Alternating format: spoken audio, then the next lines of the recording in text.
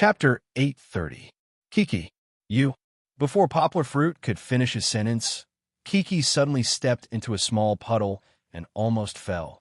However, although she had a good sense of balance and did not fall, the water she stepped on splashed Gold, who was following behind her. Black water droplets stuck to Gold's beautiful golden fur like raindrops, and his face was suddenly covered in water. Goldie subconsciously shook his head, and the water droplets sprayed all over Chi-Chi's body again like 1,000 flowers. Ha! Kiki covered her face with her hands and laughed loudly. Her bell-like laughter echoed in the cat and dog house. Poplar Fruit was so focused on Kiki that he did not notice that, in the laughter of Kiki, the depressed cats and dogs in the cat and dog house stood up. Their dull eyes became lively again, and they looked at Kiki with longing for freedom. Kiki, be careful, don't fall. Poplar Fruit had already said half of his scolding, but when he spoke again, it became a gentle reminder. Poplar Fruit saw Kiki and Gold playing in the water, and a lot of mud splashed on each other. Poplar Fruit was very angry, but this kind of happiness and childlike behavior reminded Poplar Fruit of his childhood. At that time, in the countryside, childhood was free, and there was no need to attend all kinds of extracurricular classes.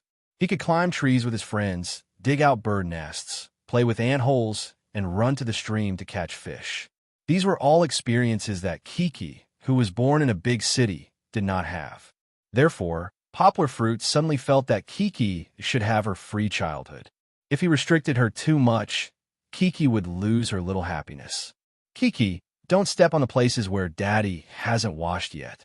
Daddy can only come back after he finishes washing twice.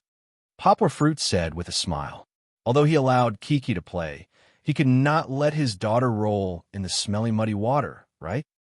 Daddy also wants to play. Kiki grabbed Gold, pressed her body on Gold's back, and waved to her father with a smile.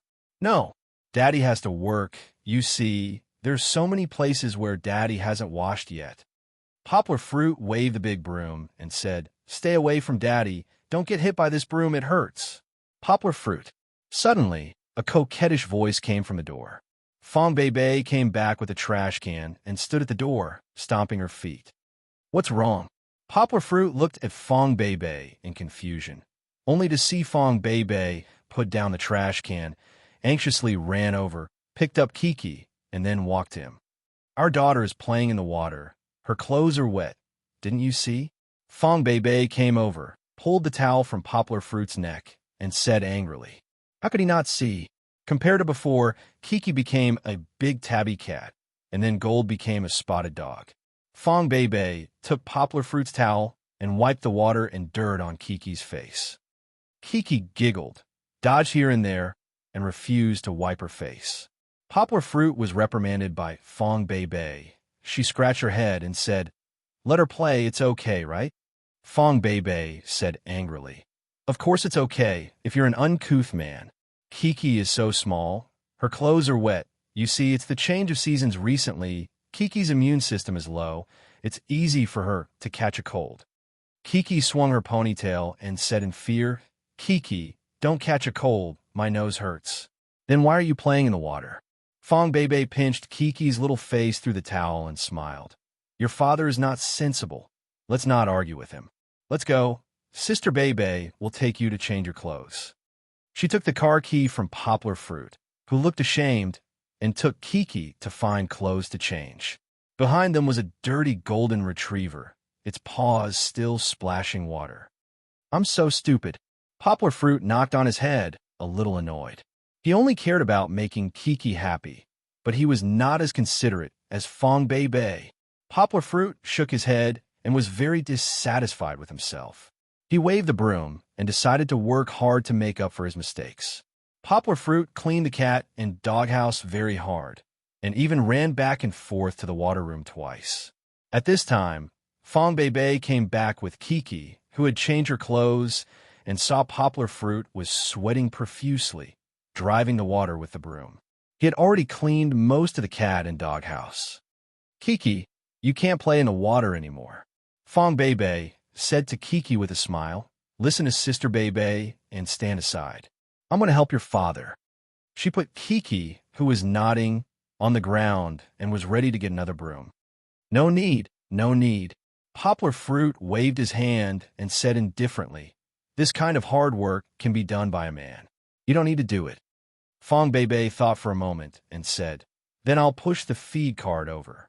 She walked outside, and Kiki followed behind her like a little tail. She thought that what Sister Bebe was going to do must be more interesting than what her father was going to do. The busy day almost passed in the blink of an eye. With the efforts of Fong Bebe and Poplar Fruit, and of course, with a little help from Kiki, the cat and dog house and the corridor of the rescue station were cleaned up by Poplar Fruit. Even though Yonghua had a good physique, he was sweating all over after doing so much work in such a hot and humid weather. Are we going back like this? Poplar Fruit pointed at Kiki and Fong Bebe, who were deliberately covering their noses, and said with a smile, look, Kiki fainted because of the smell. Uh-huh. Chi-Chi nodded her head vigorously and said in a muffled voice, Daddy stinks, stinks, stinks. However, when Yonghua lowered her head to look at Chi-Chi, Chi-Chi screamed and ran away. Baby, smell it. Poplar Fruit deliberately made a joke and stretched his sweaty arm in front of Fong Bebe. I know you stink. Fong Bebe slapped away Poplar Fruit's arm and said angrily. Fong Bebe handed the towel that she had washed to Poplar Fruit and said, there's a small bathroom at the third door on the right. It is for us to take a bath. Go and take a bath. In the end, she asked Poplar Fruit to take dirty gold into the bathroom and let it wash up before going home. Although it was very awkward to take a bath with a dog, Poplar Fruit quickly washed him in gold. He put on the t-shirt he brought and the pants he wore before walking out. On the way back, Fong Bebe stretched her head out from the back seat and put her white and tender arms around Poplar Fruit's neck. She asked softly, Uncle, are you tired today? Not tired, Poplar Fruit said energetically. Working with baby is not tiring at all. Then let's do it together next time. Okay? Once every 2 weeks. Fong Bebe said in a begging tone, but her mouth curled up into a smile. She said, don't say no. I won't pester you to go shopping with me. It's just a small request. Just say yes. Fong Bebe was no worse than Song Qian when she was acting coquettishly. Poplar Fruit's heart melted. He held the steering wheel with his left hand and pinched Fong Bebe's nose with his right hand. Since he could not see her angry expression, he said with a smile, how can I not be happy? Chapter 831. What Mo, Yin said in front of the reporters, was nothing more than a topic for the netizens to talk about. The people who didn't know about Yonghua's power couldn't possibly understand it. However, when Poplar Fruit stepped into the headquarters of Xinda Translation, the translators and staff members who had met him a few times before recognized him and looked at him with admiration. Only the insiders knew how powerful Poplar Fruit was. Not to mention the fact that Poplar Fruit was a top translator in English and other languages. His achievements in literary translation were truly admirable. Literary translation was the holy land in the hearts of almost all translators and translators. Currently, literary translation was in a slump, and they might not earn as much as commercial translators. However, literary translation represented a higher level of existence, after all. Going from commercial translation to literary translation was like going from the mountainous province of Guangdong to the mountainous province of Guishan. Poplar Fruit translated from Master Mo Yin, who had won the Nobel Prize. Not only did Poplar Fruit add fuel to the fire, he also had over 50 translations in over 10 different languages. In the words of an old translator who liked to play with words, Poplar Fruit was already climbing Mount Everest, chasing after the brightest sunrise, when we were still enjoying the cool breeze and blooming flowers on the hillside. Poplar Fruit hadn't been to the company for a long time, but his legend had been spreading in the company. Everyone was talking about everything that had happened to Poplar Fruit in the company. Now that Poplar Fruit was here, they were all excited. If their boss, Yao Dahua, didn't come to the company himself, they would have swarmed to him. Of course, if they heard what Yao Dahua said in the office, they would be speechless. Yao Dahua laughed. Poplar Fruit, do you know what the most successful business I've ever done in my life is? Xinda Translation has been opened all over the country, Poplar Fruit said with a smile. This was Yao Dehua's most glorious moment last year. Not only did he complete his grand plan, but he also made the Cinda Translation Company independent from the Cinda Group. Every time this big move was mentioned, Yao Dehua's face would glow. No, no, no. Yao Dehua stroked his balding hair and smiled proudly. My most successful business was finding you and bringing you to the company. Poplar Fruit was silent. Both he and Yao Dehua were lost in their memories. In Yao Dehua's mind, he recalled the time when Yao Dehua climbed up the simple and dark tube-shaped building, only to find out that Poplar Fruit had left his original address.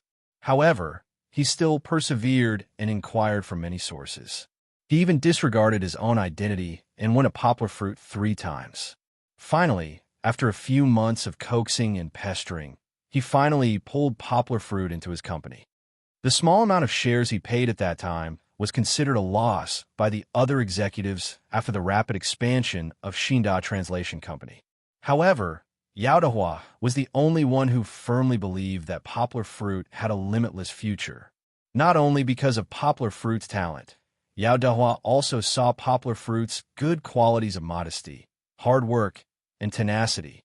Throughout history, there were many talented and intelligent people, but only a small group of people who were not tempted by fame and fortune could become masters in the end. Now, Yao Dehua could already prove that his calculations were not a loss. Moreover, only a year had passed. In the future, Poplar Fruit had an even brighter future. Poplar Fruit's heart was filled with emotions. Yao Dehua and Poplar Fruit were like teachers and friends. Ever since Yao Dehua left the foreign trade company, Yao Dehua became his first talent scout and had always supported him unwaveringly. At that time, he was ostracized and had resolutely resigned for Kiki. He only had a few tens of thousands of yuan left. Not only did he have to pay for his own rent and food, he also had to bear the responsibility of raising a newborn baby girl. At that time, he bought a can of imported milk powder for Kiki. Poplar Fruit was prepared to live on plain porridge and pickles. Fortunately, Poplar Fruit met Xinda Translation Company. Not only did he earn his first salary after leaving the company, he also found his own career direction. It could be said that Poplar Fruit's success today was inseparable from Xinda Translation Company's affirmation of him. And Xinda Translation Company's affirmation came from Yao Dehua's decision. After that, Yao Dehua invited Poplar Fruit many times. Although Poplar Fruit declined again and again, he was still very grateful in his heart. The real reason that Yao Dehua and Poplar Fruit's relationship to the point where they could ignore age and status was because of the dispute over the translation of the biography of Steve Jobs. Before Poplar Fruit had arrived in Beijing for the press conference, Yao Dehua had already helped to find someone to speak up for Poplar Fruit. That was the beginning of Poplar Fruit's attitude towards Yao Dehua. Even Poplar Fruit's acceptance of Yao Dehua's invitation to join the company was inseparable from this matter. If you treat me with sincerity, I will not let you down. The two of them praised each other in a mushy manner. Then, Yao Dehua raised his hand and hooked it around Poplar Fruit's shoulder. He smiled and led him to the floor where the Xinda Translation Academy was located. On the way, a few bold employees ran over and asked, "Boss, is teacher Poplar Fruit going to class?" This week's training class would be led by Poplar Fruit. This news had already spread throughout the company. Not only the ordinary staff, but even the gold medal interpreters in the translation department were envious. They were very envious of the 2 teams of interpreters who would be participating in this training class. They couldn't wait to participate in it themselves. Yes, Yao Dehua laughed. Otherwise, why would Poplar Fruit come to the company? He couldn't have come here to give you an autograph, right? Just now, when Poplar Fruit arrived, he was surrounded by a group of girls at the front desk. It was Yao Dehua who came out to rescue him. Those girls were purely fans. The pictures of Poplar Fruit that were circulating on the internet were so handsome. At this time, several interpreters from the translation department, including the 2 gold medal interpreters, also joined in. With longing in their eyes, they looked at Yao Dehua and said, "Boss, Teacher Yang is giving a lecture. Can we go over and listen?" Yao Dehua was stunned for a moment. He looked at Poplar Fruit and said, "Poplar Fruit, what do you think?" There are people who want to listen to my class. Poplar Fruit sighed in his heart. Naturally, he wouldn't refuse. He smiled and said, I'm fine with it, as long as the class can sit down and you don't disturb others when you go in. Yao Dehua nodded. He turned to look at the interpreters and said with a straight face, Poplar Fruit is willing to give you this opportunity. Then, I won't stop you from pursuing progress. But remember, the premise is that you have to finish your work before you listen. That's for sure, a braver interpreter said with a grin. They pushed each other and hurried back to their posts. They had to finish their work quickly before they could listen to Poplar Fruit's class. Poplar Fruit and Yao Dehua gradually walked away, but some people could still vaguely hear Yao Dehua laughing heartily. What is wealth? Poplar Fruit, let me tell you, a talent like you is the best wealth of the company. Chapter 832. There's still an hour left before we can go for lunch. Poplar Fruit smiled and said, So I won't be teaching this morning. I'll use this time to talk and introduce to everyone what we're going to do in the future. In the morning, he went to the classroom with Yao Dehua and met the first batch of 50 seed translators from New Translation Road Publishing House. After some introductions, Yao Dehua said a few words of encouragement. Just like that, half of the morning passed. After Yao Dehua left, Poplar Fruit sat on the table in front of him. His long legs touched the ground as he faced the group of students. Although the average age of the 50 people in front of him was in their early 30s and they looked very young, in fact, they were all older than him. If it was the Poplar Fruit of the past, let alone being as calm as he was now, he probably wouldn't even be able to stand steadily.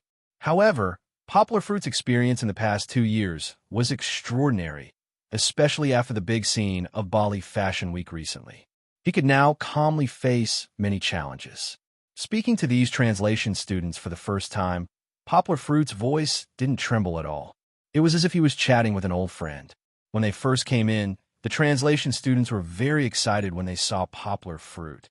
That was because Poplar Fruit was very famous. Seeing Poplar Fruit was like seeing a celebrity. But in fact, everyone still had doubts in their hearts. Such a young teacher. Could he teach or even know how to teach? However, Poplar Fruit's calm performance gradually suppressed their restless thoughts. Moreover, they seemed to feel a kind of transcendental temperament from Yonghua. It was not an overbearing aura, but an inexplicable ability to subdue people. I believe that when you signed up for this training class, you all understood our future mission. Poplar Fruit's eyes twinkled as he said calmly, but faintly with a hint of sharpness. Our training class will not teach you how to advance from silver to gold, nor will it teach you how to translate the translation tasks given to us by customers. It has nothing to do with the Xinda translation platform, but it will be a catalyst, an opportunity for you to improve yourselves. Perhaps after this training class, after your self-study and hard work when you go back, and perhaps after the second and third training classes, you will walk into the palace of online literature translation that is different from the traditional literature translation of the past. When Poplar Fruit said this, he saw that among the 50 people, most of their eyes were shining with desire, but a small number of people seemed to be struggling in their hearts. He knew why. Poplar Fruit smiled brightly, just like the neighbor's brother who gave people endless longing. He said, Coming to this training class, I know that you all have the dream of literature translation in your hearts, and hope that your translated works can be published one day. Just like me, I would rather suspend my commercial translation job that earned me hundreds of thousands of yuan a month on the platform and resolutely devote myself to the translation of the biography of Steve Jobs. Although I worked hard for more than a month and was questioned by the whole country, in the end, I only received a few tens of thousands of yuan, but when you hold a new book in your hands, you will realize that all the hard work is worth it. Poplar Fruit clenched his fists, and his eyes seemed to show a deep nostalgia for the past. This kind of nostalgia was what the students in the audience also longed for. I know that too, Poplar Fruit said with a smile. You all have such a goal in your hearts, so you are willing to give up everything to pursue and fight for it. But at the same time, you have to bear the pain and give up on the good life in the past. I have calculated that a silver translator can earn at least 7,000 to 8,000 yuan a month. If you work hard, 10 to 20,000 yuan is not impossible. Isn't that right? Poplar Fruit saw the hesitant students nodding slightly, and he said with a smile, "You all think that literature translation can't earn much money, right?" At this moment, almost everyone nodded. This was the consensus of the industry, except for a few talented translators like Poplar Fruit, who could earn a lot of money through literature translation. The efficiency of making money through literature translation was really not as good as that of commercial translation. Poplar Fruit used the computer on the podium to open Amazon's website and found the best-selling web novel of New Translation Road Publishing House. The translator was naturally Poplar Fruit. There was no record of physical book sales at the moment. After all, it had only been on the shelves for less than a week. However, the sales of the ebook had already reached 500. This book had more than 3 million words, so on the price of the ebook, New Translation Road Publishing House's price was $12.99. In other words, this book sales were close to $7,000. New Translation Road Publishing House and Amazon have a 70-30 split. Poplar Fruit said frankly. This rule could be found on the internet, so Poplar Fruit had nothing to hide. Let's assume that this book has earned $7,000. Then our book can still make a net profit of nearly $5,000. Of course, our publishing house has just started, and our reputation is slowly accumulating. This book has just started selling for a week. We can foresee that it will sell more ebooks and paper books in the future. Everyone looked at Poplar Fruit in confusion. They did not understand what Poplar Fruit meant. In their hearts, what did the book sales have to do with the translator? Then, you may think about it. Poplar Fruit smiled and said, "If the publishing house makes money, that's the publishing house's money. What's the use of telling us? We are the translators. After translating a book, we take the money and leave. Am I right?" Yang's sudden outburst of vulgarities stunned the translation students. However, these words struck a chord in their hearts, and they couldn't help but laugh out loud. Then there was a thunderous applause. "You all have the same thoughts as me." Poplar Fruit laughed and said, "Sometimes I really want to scold the fuck. This society is not fair. Why should we work so hard to translate your book and earn money, and then we only get a small fee for our hard work?" Yes, some of the students shouted excitedly. That's not fair. Everyone was quite agitated. The scene was a little chaotic. The students were so excited by Poplar Fruit's words that they felt a little out of control. This was not what Poplar Fruit wanted to see, but he was still very calm because he believed that he could control the situation. Do you know why New Translation Road is called New Translation Road?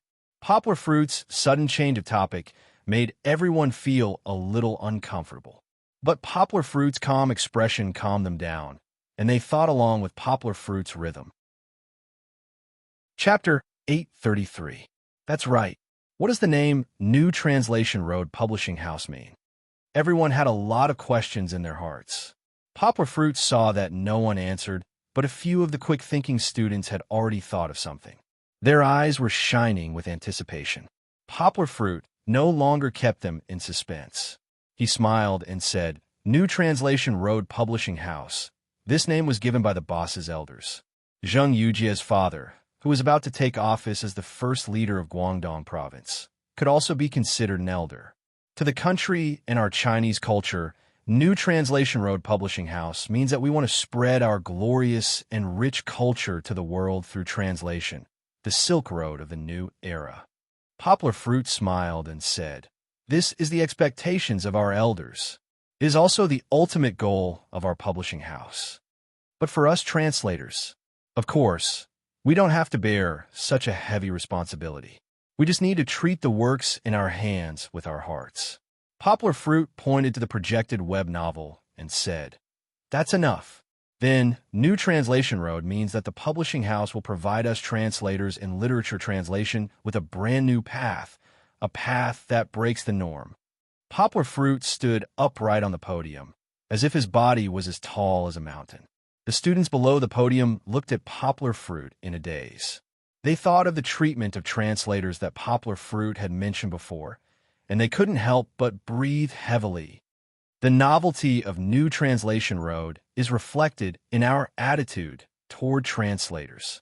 We would rather reduce the profit margin of the publishing house and strive for a win-win situation for translators, authors, and the publishing house. Poplar Fruit said, clenching his fists. After saying so much, I know that if I don't throw out some solid information, you won't let me go. Poplar Fruit smiled and said, you also know that the publishing house and the authors share the profits. But this time, we share the profits with the translators. In other words, as long as the quality of your translated books is good enough and you sell enough, you can also make a lot of money. Take this book for example. Poplar Fruit pointed at the web novel that had a profit of $5,000 after deducting Amazon's channel fee and said with a smile, the publishing house gave me a 30% cut. In other words, in just the past week, Poplar Fruit had made a net profit of $1,500, which was more than 9,000 RMB. 9,000 a week. That would be 30,000 a month. Moreover, the translators present were not stupid. They knew that literary translation was different from commercial translation. Commercial translation was a one-off business. How much they earned at that time was how much they earned. And literary translation was like planting a fruit tree in spring. Let your translated works be recognized by the market and recognized by the whole world. Even earn the respect of all literary translators. Poplar Fruit said with a smile. His tone was soft and seemed to be without passion, but the power contained in his words had already set off a huge wave in the hearts of the 50 translators below the stage. I must reach the platinum level. One of the translation students imitated Poplar Fruit and clenched his fist. He placed it in front of his eyes and raised his head with a determined look in his eyes. Of course, the evaluation of a translator's rank is not only based on the sales of the work, but also the evaluation of the translator's ability. Poplar Fruit said with a smile, after all, the sales of the work is related to the quality of the original work. In order to protect the original author, our library is also divided into different ranks. Only translators who reach a certain rank can come in contact with higher quality books. Therefore, working hard to improve your translation rank will be of great help to your future promotion. Hearing Poplar Fruit's words, the students' motivation to improve became even stronger. You can guess that the basic rules for a translator's promotion are similar to Cinda's. The rank is not fixed.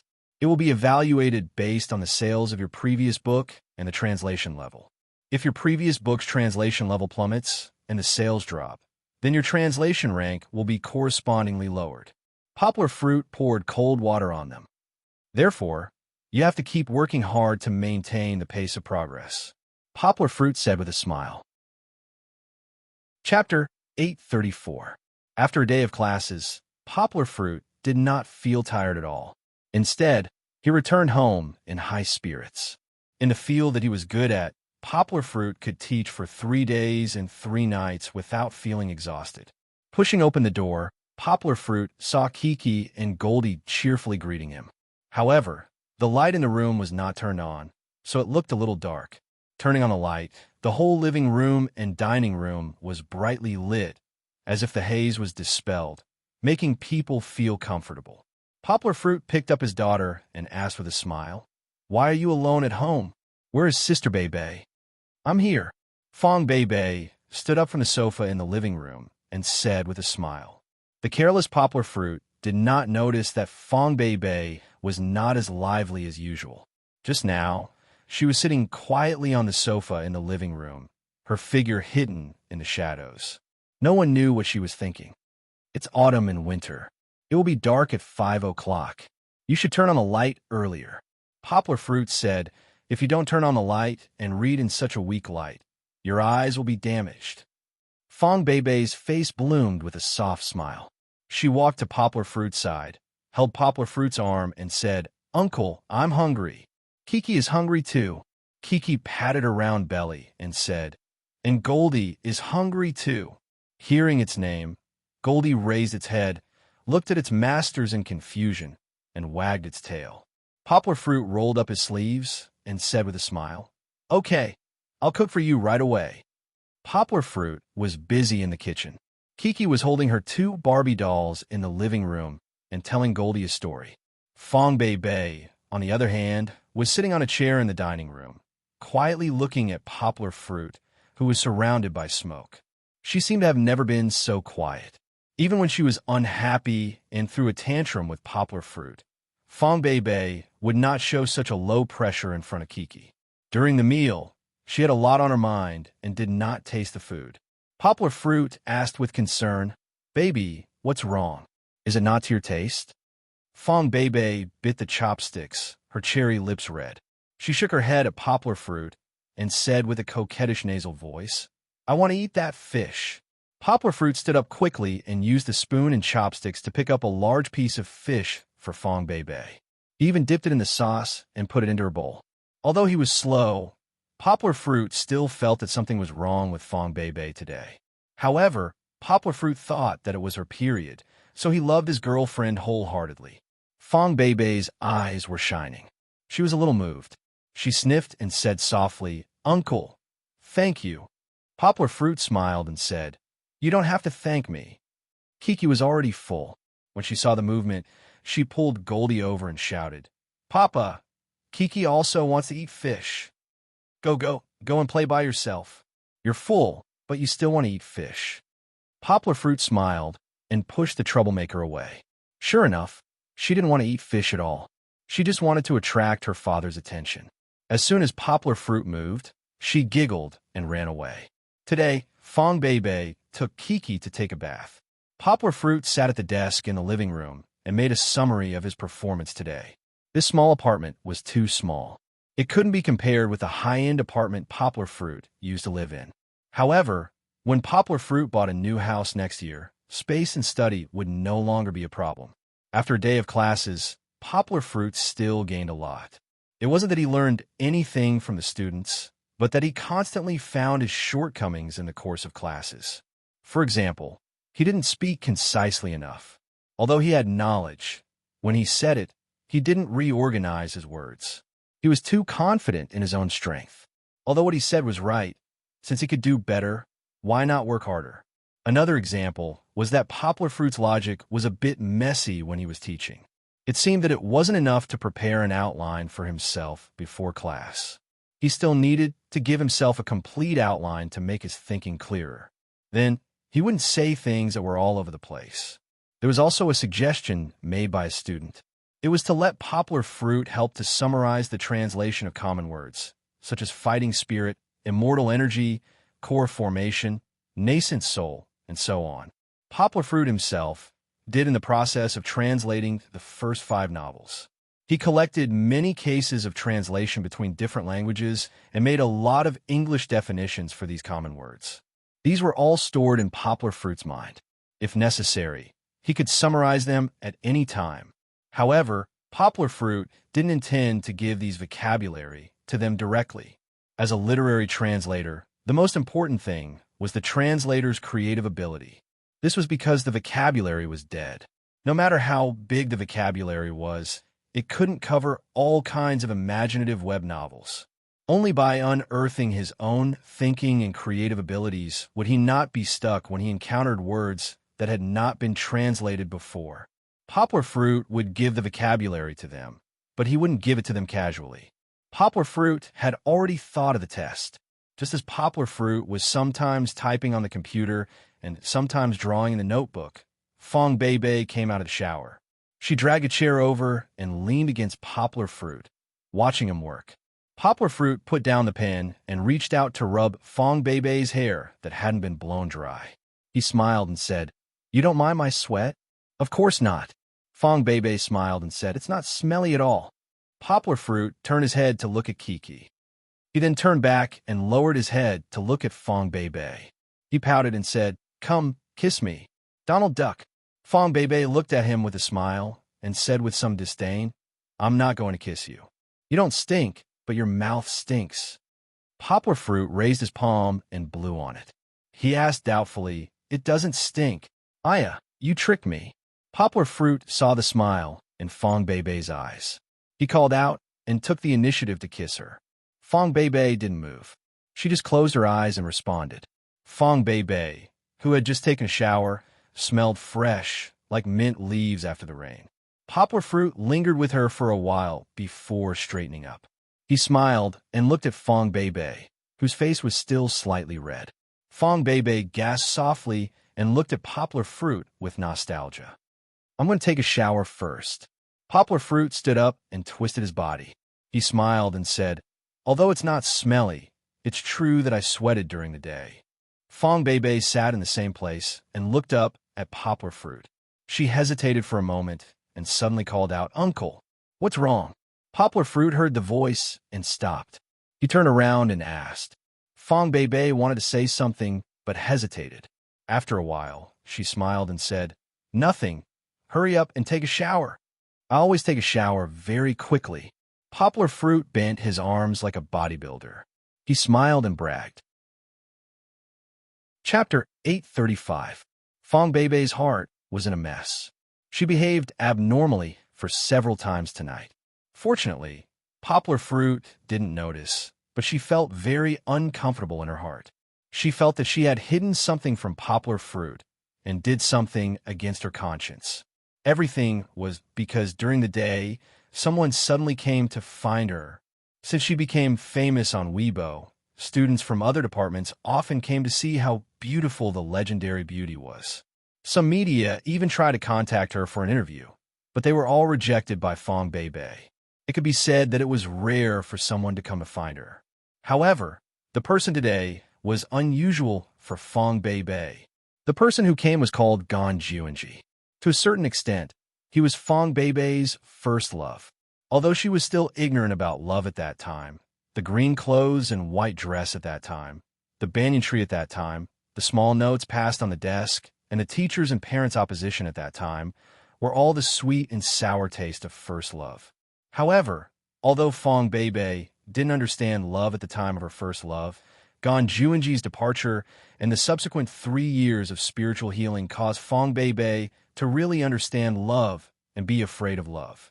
This also caused Fong Beibei to be afraid to go further with Poplar Fruit. It caused her to run out of the door in fear after Poplar Fruit's confession, and it caused her to ask in the rain, "Do you really love me? Or do you just want to find a stepmother for Kiki?" Let's not talk about all the causes and effects. Let's talk about the present. When Fong Beibei was called out of the classroom in a daze, she turned the corner and saw the man who had been haunted by her dreams. He was different from before. He seemed to be a little more mature, with a new trend of returning from overseas. His smile seemed to be less pure and sunny. It was indeed haunted by her dreams. However, with that experience, Fong Beibei felt nauseous and disgusted every time she saw Gan Juanji, even if it was just a photo of her former classmate. "Beibei." Gan Juanji opened his arms and said with a smile on his face that he thought was very sunny, "I'm back." Fong Beibei didn't move. She frowned. Her delicate and beautiful face didn't have much expression, but her eyes had the problem. Fong Beibei was very resistant to him. Gan Juanji awkwardly put down his arms. He and Fong Beibei were the same age, and sometimes the mature act was vulnerable. Under Fong Beibei's gaze, he couldn't maintain a warm attitude. This was completely different from what he had imagined. Gan Juanji went abroad to study for a year and came back. He got a degree from an American college that sounded scary, but was actually useless. He was ready to enter the management of his family's company. He was the future successor. After coming back for 2 months, he didn't do anything big. Instead, he drove a luxury car everywhere to show off his wealth. He especially liked to show off his wealth in front of his former classmates. The so-called class reunion was just a tool for him to enjoy the sunlight that others admired. By chance, he saw a popular couple on Weibo, and he recognized Fong Beibei at a glance. He was Fong Beibei's first love, but wasn't Fong Beibei his first love too? Although his personality changed greatly after he left high school, it wasn't an exaggeration to describe him as a playboy. After recognizing Fong Beibei, Gan Juanji suddenly recalled his first love, who was as pure as water. At that time, my daughter was still thin and short. Now she had grown up. Whether it was her figure or her face, she was a 1 in a million beauty. Since he knew about Fong Beibei, Ganjuanji suddenly lost interest in showing off his wealth. He began to reminisce from time to time. Even when he found a new novelty target in the bar, he couldn't help but think of her image. As for whether or not he did anything vulgar with Fong Beibei's photo, only Ganjuanji would know. Anyway, for a few days, Ganjuanji almost didn't want to eat or drink. It wasn't that he suddenly regretted it, but he remembered that Fong Beibei was the only one that he didn't sleep with among his many girlfriends. Not only that, when he was in love for the first time, he only held hands with Fong Beibei. How could this be? The seeds of evil thoughts were like branches and vines, crazily spreading and growing. Ganjuanji decided to take the initiative to find Fong Beibei, and then trick her into his hands again. As a rich second generation, Ganjuanji had a good appearance. Although he didn't look like a little fresh meat anymore, with the branded clothes on him, he still gave off the feeling of a charming man. Moreover, Ganjuanji knew that Fong Beibei was a very simple girl, and also a girl who was very nostalgic. So what if she had a boyfriend? He firmly believed that when he talked about his past, Fong Beibei would definitely be hooked. When he first came, Fong Beibei hadn't returned from abroad yet. After half a month, when Ganjuanji came again, he really found Fong Beibei. However, things didn't develop as he expected.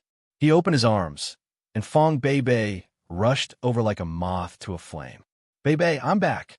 Ganjuanji was a little embarrassed, but he still maintained a smile and said, "Because I missed you. I came back from abroad. Beibei, believe me, give me another chance, I won't leave again." Fong Beibei's face was stiff, and she frowned at him. Ganjuanji's words, in Fong Beibei's ears, were full of loopholes, and were more lies than lies. She sneered in her heart. As early as 3 years ago, Fong Beibei had already seen his true colors. Ganjuanji was still chattering, but Fong Beibei wasn't willing to listen anymore. She suddenly said, "Go. I don't want to see you."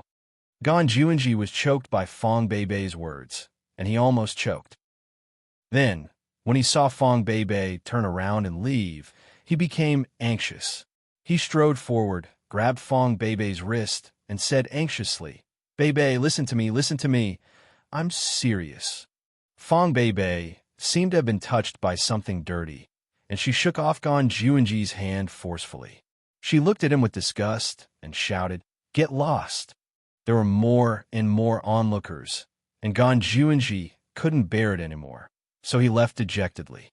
This matter seemed to have passed just like that. Fong Beibei didn't let it go so easily. She hid at home and struggled for the whole afternoon, but in the end, she still chose to keep quiet. In the end, she even called out to Poplar Fruit to confess to him, but she didn't dare. The hesitation and fear in her heart made her not dare to say it out loud.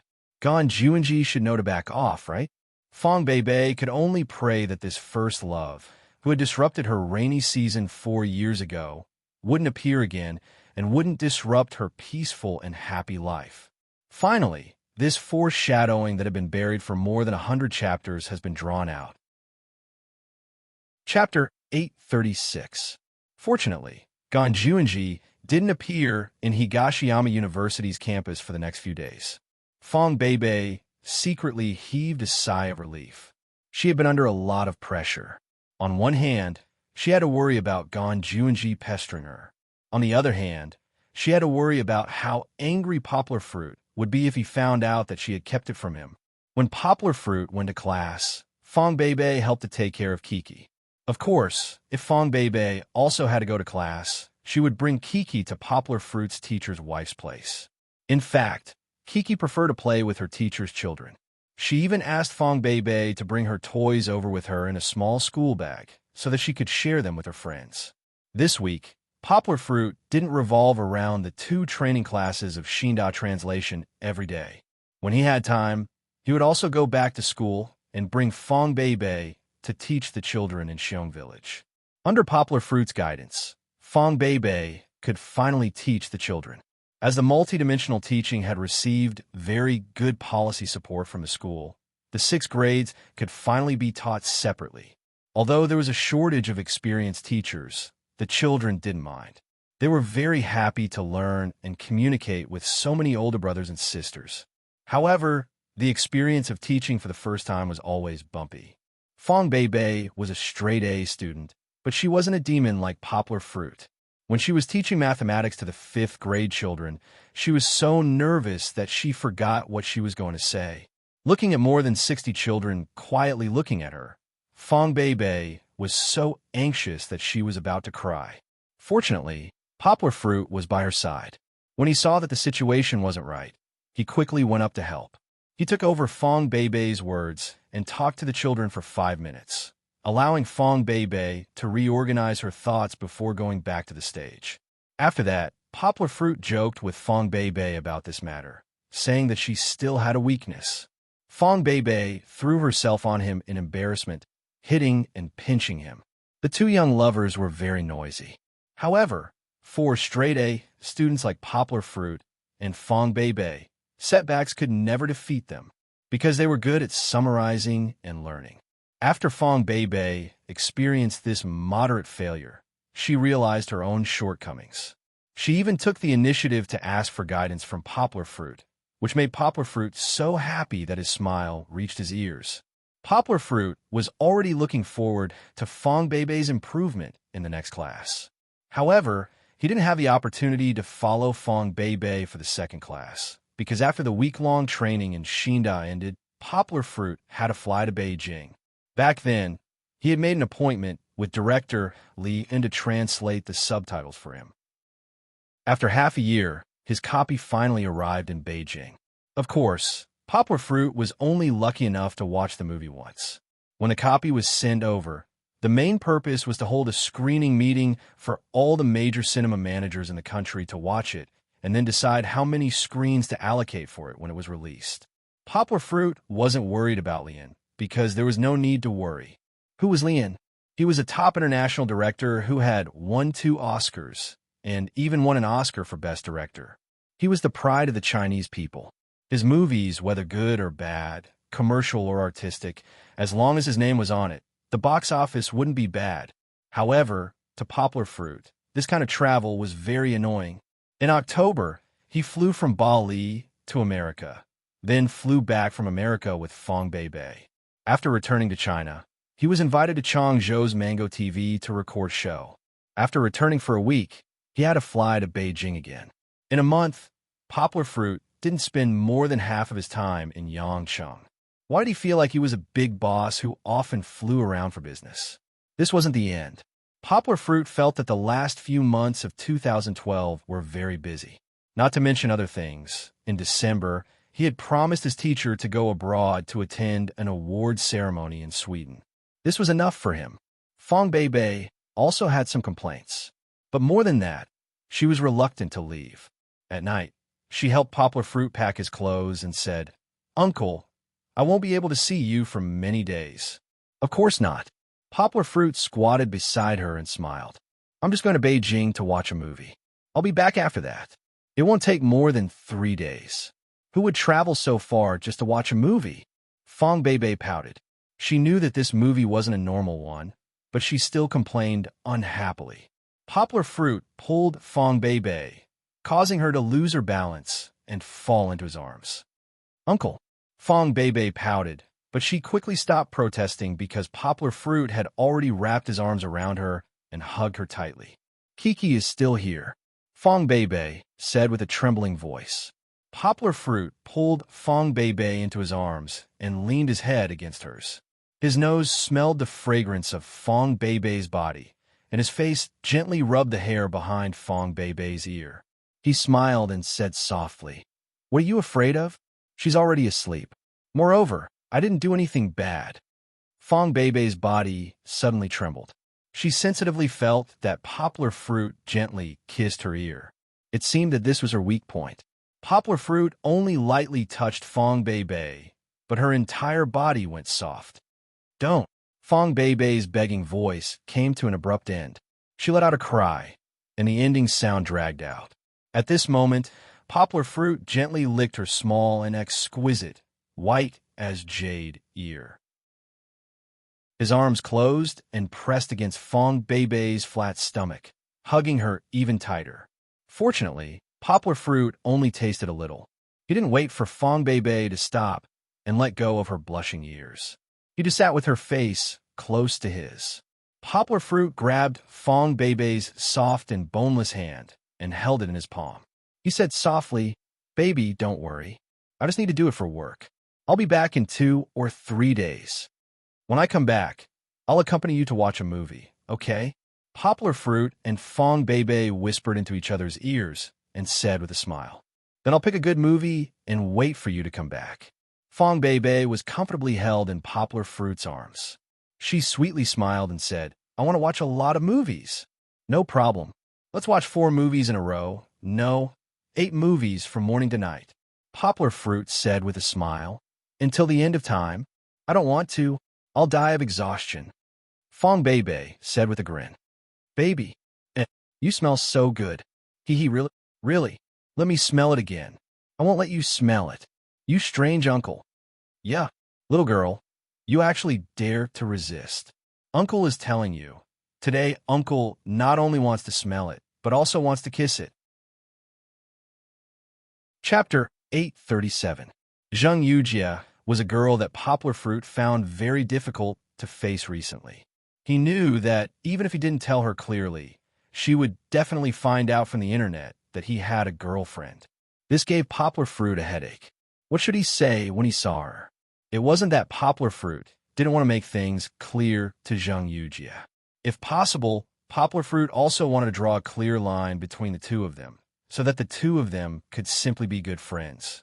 She was Poplar Fruit's confidant, and Poplar Fruit was her confidant. Wouldn't it be good to keep the line between friends and not cross it? Poplar Fruit was sure that he could do it. He didn't want his relationship to become complicated, and he didn't want to lose a good friend who trusted each other because he had a girlfriend. But he didn't think that Zheng Yujie could do it. Poplar Fruit understood Zheng Yujie's feelings for him, just like how he understood his own feelings for her. Zheng Yujie had never been stingy with expressing her feelings. Love was love. She couldn't control whether he accepted it or not, but he couldn't stop her from loving him either. Of course, she wanted to throw herself into the flame that was Yonghua without any hesitation. Even if she was burnt to a crisp, even if there wasn't a trace of ash left, she firmly believed that Yonghua would be touched one day. Poplar Fruit had a headache about her. He was touched. It wasn't that he wasn't moved, but he really couldn't be moved easily. So he could only keep a straight face every time. But it seemed that this girl was getting fiercer and fiercer each time, and it felt like she was going from bad to worse. He thought that the moment he saw Zheng Yujie, the two of them would be very awkward. But Poplar Fruit realized that he was the only one who was awkward. "Auntie!" Kiki broke free from her father's hand and happily ran towards Zheng Yujie, shouting loudly, "Kiki missed you so much." As usual, Zheng Yujie was wearing a trendy low-V crystal scale dress wrapped in a fiery red windbreaker. The dress only reached her hips a little. Looking from the front, her round thighs were wrapped in black stockings, and her thighs were faintly discernible, revealing her feminine seductiveness. She had already become the focus of the airport crowd. Many men could not help but squeeze forward, pretending to look back casually. "I miss you too." Zheng Yujie smiled brightly. She squatted down and hugged Kiki in her arms. Before the men who couldn't help but look at her clearly, she had already stood up with Kiki in her arms. "Auntie, Kiki wants a toy." Kiki's memory of Zheng Yujie in her mind was all those exquisite and fun toys, and of course, beautiful clothes. Zheng Yujie was definitely a fashion expert when it came to choosing clothes for Kiki. The clothes she bought for Kiki were all Kiki's favorite clothes. Poplar Fruit smiled bitterly. He felt that his daughter was too gullible. As long as there were good things for her, it was easy for her to have a good impression of others. Zheng Yujie happened to see Poplar Fruit's bitter smile. She raised her eyebrows, glared at him, and said discontentedly, "What? Handsome Yang, you're not happy to see me now, are you?" Poplar Fruit cupped his hands, shook his head, and said, "How could that be?" He felt that a lot of people around him were looking at him. It was burning hot, and it was the jealous eyes of those men. Damn, so what if you're handsome? You actually got such a good girl. "I'm leaving with Kiki." Zheng Yujie waved her windbreaker, turned around, and left with Kiki in her arms. "If you want to be admired by thousands of people here, then stay here." Poplar Fruit shook his head, dragged the suitcase, and left with her. In the car, because of Kiki's liveliness, Poplar Fruit didn't feel any estrangement between him and Zheng Yujie. Instead, he chatted with Zheng Yujie as usual. "When are you going to resign?" Poplar Fruit asked curiously. "At the end of the year, when the sales of your last book in Shinda come out, I'll leave." Zheng Yujie smiled and said, "I think, with director Li's movie adding fuel to the fire, your book will definitely sell very well." Poplar Fruit curled his lips. He didn't like to take advantage of others. Although it was a foregone conclusion, and it was impossible not to take advantage of others, he still felt a little unhappy and said, "Even without him, my book can still sell well. In the past, it was the translation that cheated the book, but now my translation is in line with the reading taste of the people." Okay. Zheng Yujie smiled and said, "I know that your hippie disease is acting up again. It's not that you can't take advantage of others, but since there's such a good opportunity, why don't you take advantage of it?" Poplar Fruit shrugged and said, "I know. If you know, then why are you complaining?" Zheng Yujie complained and said, "With your character, you can't be a boss in your life, and only know how to bury your head in books." Poplar Fruit wasn't angry and said with a smile, "That's right. Otherwise, why would you be the boss and I be the employee? Besides, I don't have any ambition in my life. I just want to be a quiet little scholar." Zheng Yujie glanced at him and then focused on driving. She held back for a while and said, "Then I'll continue to be your boss. Anyway, I won't let you become a poor scholar." Poplar Fruit laughed and said, "Okay, I'm absolutely assured that you'll be the boss." Poplar Fruit and Zheng Yujie didn't mention anything about Poplar Fruit and his girlfriend. Poplar Fruit muttered in his heart, "That's good. I don't have to bother comforting her. By the way, my father will arrive in Guangdong province in the early part of next month." Zheng Yujie suddenly said, "If you're bullied by others, don't worry. Tell me, and I'll help you." After saying that, she couldn't help but laugh out loud. She laughed so hard that her Maserati was also twisting and turning on the road. It was so scary. Poplar Fruit quickly reached out to steady the steering wheel and said angrily, "Okay, I know your thigh is thick. Drive carefully. I don't want Kiki and I to fall because of you. 3 lives in 1 car." To be honest, Poplar Fruit didn't think that Zheng Timing's arrival in Guangdong province would have any effect on him. Poplar Fruit didn't even bother to know who the previous leader of Guangdong province was. He was high and mighty, and he was also the leader of a province. He was the parent of more than 100 million people. How could he control him? Besides, Poplar Fruit was just a little scholar, not a civil servant who wanted to climb up the ranks. He didn't need to beg others for anything. "Come to Beijing, you can stay at my house." The car stopped outside the zebra crossing. There was a red light on the opposite side. Zheng Yujie stopped laughing and finally became serious. She asked with a little desire in her tone. Poplar Fruit was stunned for a moment. He shook his head and firmly said, "No, I'll stay in a hotel." Zheng Yujie was silent. She rested her left arm on the window and gently bit her white, jade-like fingers. Her eyes were looking out of the window. There was nothing to see there. The sky in Beijing was gray and there were only tall buildings. Okay. The green light turned green. Zheng Yujie pushed the gear and stepped on the accelerator. The Maserati roared away. Chapter 838. The next morning, Poplar Fruit and Zheng Yujie went to greet director Lian before the screening. Kiki was led by Zheng Yujie's assistant to wait in the corridor outside. From the fact that Lian personally flew back to China, it could be seen that he attached great importance to the Chinese market. One had to know that even if he didn't come, the theater chain wouldn't have missed out on his schedule. But his return gave the theater a lot of face, so they were willing to put in more effort in promoting the movie. Poplar Fruit just happened to be on his way back. Poplar Fruit was not narcissistic enough to think that the director, who was so busy, would fly back all the way for a nobody like him. He had a lot of things to do for the global release. Poplar Fruit is here. Liam was probably still jet-lagged. He had just gotten up and was wiping his face with a towel. He was wearing a traditional singlet and long johns. He didn't look like a director at all. "You haven't washed up yet?" Poplar Fruit asked with a smile. He had to take the initiative. Although Zheng Yujia's status was higher than Poplar Fruit's, Poplar Fruit was, after all, more familiar with Lien, and he was a man. I washed up, but I just got up. I'm going to take a shower later. Lien smiled and said, Poplar Fruit, I'm very busy this time back. I have a dinner appointment at 12 o'clock. I don't have time to chat with you.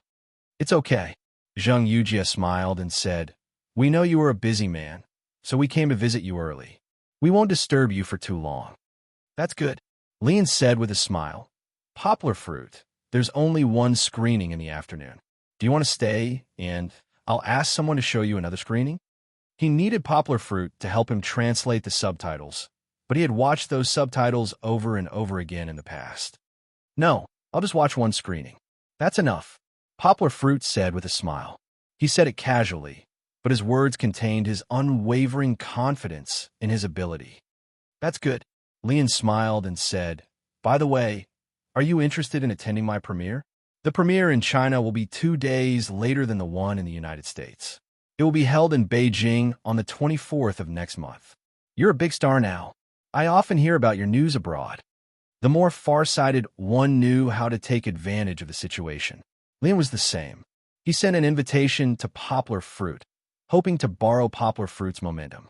Not only was Poplar Fruit the #1 male model in China, but there were also rumors in China that Poplar Fruit was the #1 male model in Asia. Of course, it was just a domestic media hype.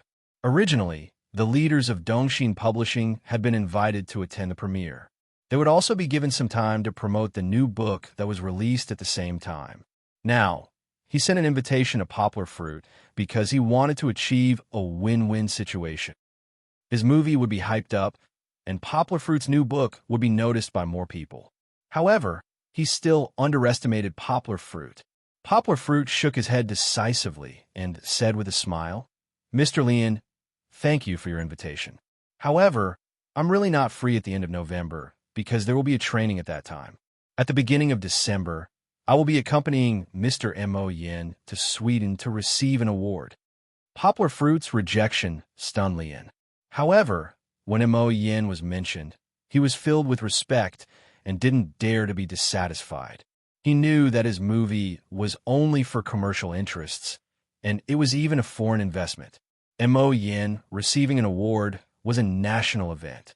If it were him, he would know what to do. Lien didn't know that Poplar Fruit was just making things up. There was no training at all. It was true that he would go to Sweden at the beginning of December, but at the end of November, he was completely free.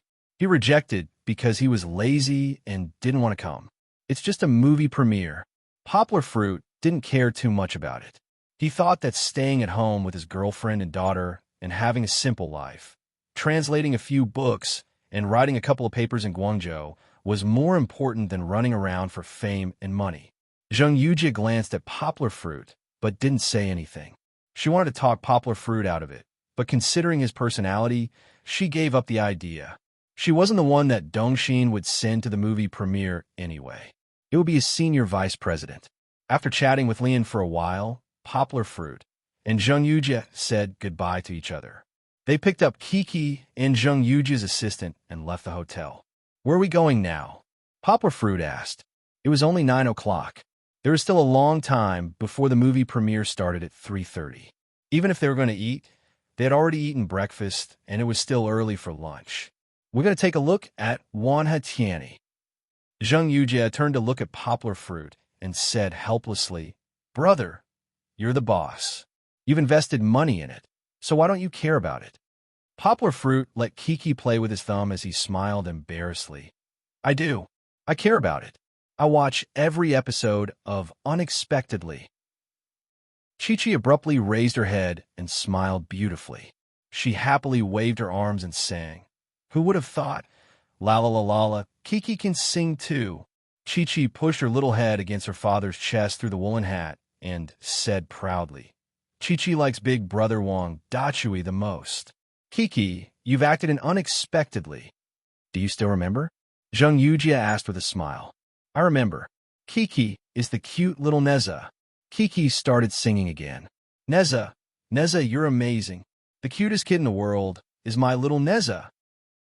Listening to Kiki's tender voice, Not only Zheng Yujie, but even the assistant who was driving couldn't help laughing. Poplar Fruit smiled. He was a little embarrassed because this song was adapted by Sister Na for Kiki. When Kiki sang it, it sounded like mirror, mirror, mirror, mirror, mirror. Who's the prettiest? However, Poplar Fruit was confident because of the weekly update of Unexpectedly. He smiled and said, "See, actually, I care about it." Zheng Yujie glanced at him and said with disdain, "You only know Unexpectedly. Let me ask you, do you know what other web series Wan Hetiani released?" Poplar Fruit's forehead was covered in cold sweat. He shook his head. "Something else." Zheng Yujie smiled contemptuously. She crossed her arms in front of her chest and looked at Poplar Fruit coldly. She asked, "Do you know what's the situation with Le Dongjue?" Poplar Fruit scratched his head and said, "It seems like the game is going to be officially launched, right?" Zheng Yujie laughed and said, "It's been launched for a long time. See, you don't care at all, but you don't agree." In the middle of the month, the open beta ended, and it was put up for sale on all the major mobile platforms. Chapter 839. Poplar Fruit really lived up to his reputation as a hands-off shopkeeper. He had invested millions into the company, but he didn't even think about it once. It was as if the money had nothing to do with him. Zheng Yujie had already seen through this guy, but she didn't tell him about any progress. She wasn't his secretary, so why should she report to him? Of course, Zheng Yujie didn't tell Poplar Fruit not because she was angry, but because she knew that even if Poplar Fruit listened to her nagging, he would forget about it the next day. These things weren't as important as Kiki's eating and sleeping in his eyes. However, now that it was mentioned, Zheng Yujie still told Poplar Fruit, "I've been keeping an eye on them for you. Lu Dongjue's game development is really good. The young people in our company all like to play it. Also, with Blizzard's help in promoting it, it has just been released, and it's already in the top 10 of the download charts."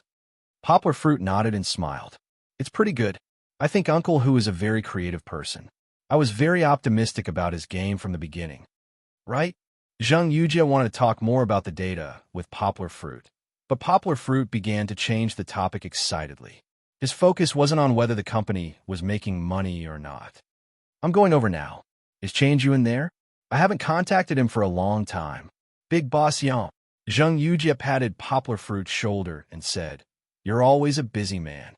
How can you have time to contact small employees like us?" "It's all because of me. I informed them early yesterday that you were coming today, so they all stayed in the company to wait for your arrival." "Don't tease me." Poplar Fruit was speechless and said helplessly, "I'm just going over to take a look. You made them stop filming and stop working. What do they think of me? Am I that arrogant?" Zheng Yujie covered her mouth and giggled proudly. She felt that being able to make Poplar Fruit nervous, for once, was really something to be proud of. After messing around for a while, Poplar Fruit and the others finally arrived at Wanatiani. Shosho, Baiku, Zimo, Cheonjuan, and the others were still in the company. They hadn't seen each other for half a year, like the wretched Baiku, Zimo, and Cheonjuan's name. To their names, but they were not famous names. Now they were famous to their image and aura, to their relationship, to their relationship. S's twos is twos, twos is. To their relationships, there's boss, S's relationship. They there and there. You can't do it. I haven't seen you for half a year, and you've gotten worse. Poplar Fruit smiled and pinched Cheonjuan's soft muscles. "Hey, Uncle Baldy." Kiki looked around for a while and finally recognized Shosho, who was smiling at her. She happily ran to Shosho's side, raised her hand, and shouted, "Hug!" Poplar Fruit narrowed his eyes and glanced at Kiki. He immediately understood Kiki's intention. "I'm busy," Cheonjuan complained bitterly. "I'm filming every day. Sometimes I have to rush 2 scenes a day. How can I have the time?" "He's been acting in a TV series recently." Baiku smiled and explained to Poplar Fruit. Before he could finish, he heard a loud slap. Poplar Fruit looked out of the corner of his eye. When he saw Kiki being carried by Shosho, she chuckled and gently slapped his bald head. Poplar Fruit thought that Kiki would at most stroke Shosho's bald head, because she used to like doing that. He did not expect Kiki to slap Shosho. "Kiki." Poplar Fruit was speechless as he shouted angrily. As a father, he could not allow his daughter to hit people as she pleased. He seemed to have pampered this little girl too much recently. Not only him, but also Fong Bei. After coming to Beijing, Zheng Yujie responded to her 1,000 times. It's okay, it's okay. Shosho stood in front of Poplar Fruit and protected Kiki.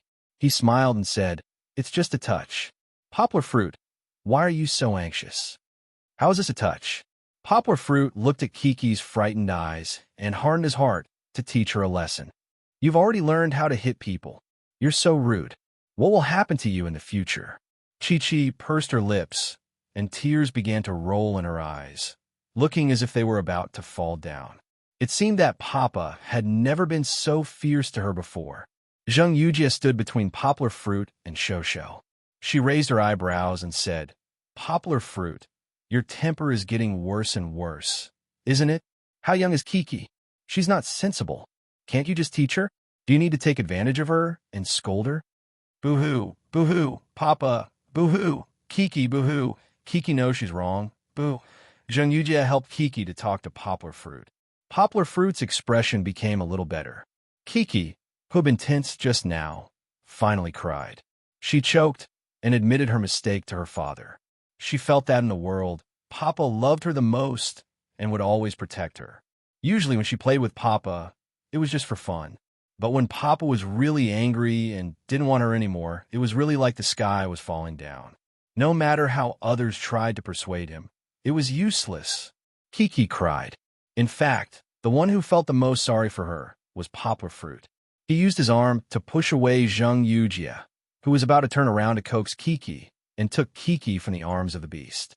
He didn't say anything, just gently kissed his daughter's cheek and her tears. Kiki doesn't dare, boo-hoo, boo-hoo.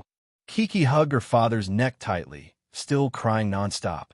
Poplar Fruit could only gently stroke Kiki's soft long hair, comforting her. Papa knows.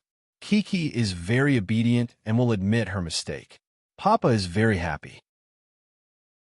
Finally, Kiki stopped crying. Zheng Yujie pulled her to make a bottle of milk for her to drink.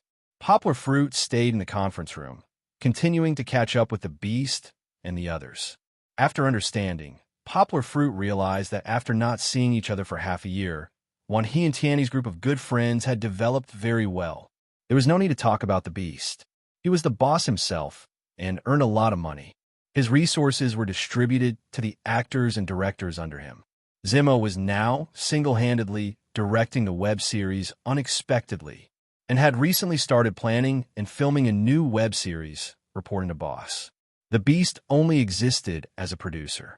He had also acted in the micro-movie Exorcist, starring the movie king and famous comedian Huang Bai. Other than Unexpectedly, Baiko had also started to act in a micro-movie that he was involved in. Other than that, he had also participated in an episode of Mango TV's variety show. Unexpectedly, Baiko's talent in variety shows was not bad. Next year, he wanted him to continue to be a regular on a variety show to promote his popularity. Perhaps Poplar Fruit was a little too strict with this plot. But for a father, sometimes being strict is not a bad thing. A kind father is good, but too much pampering is not good for a child's growth. Chapter 840.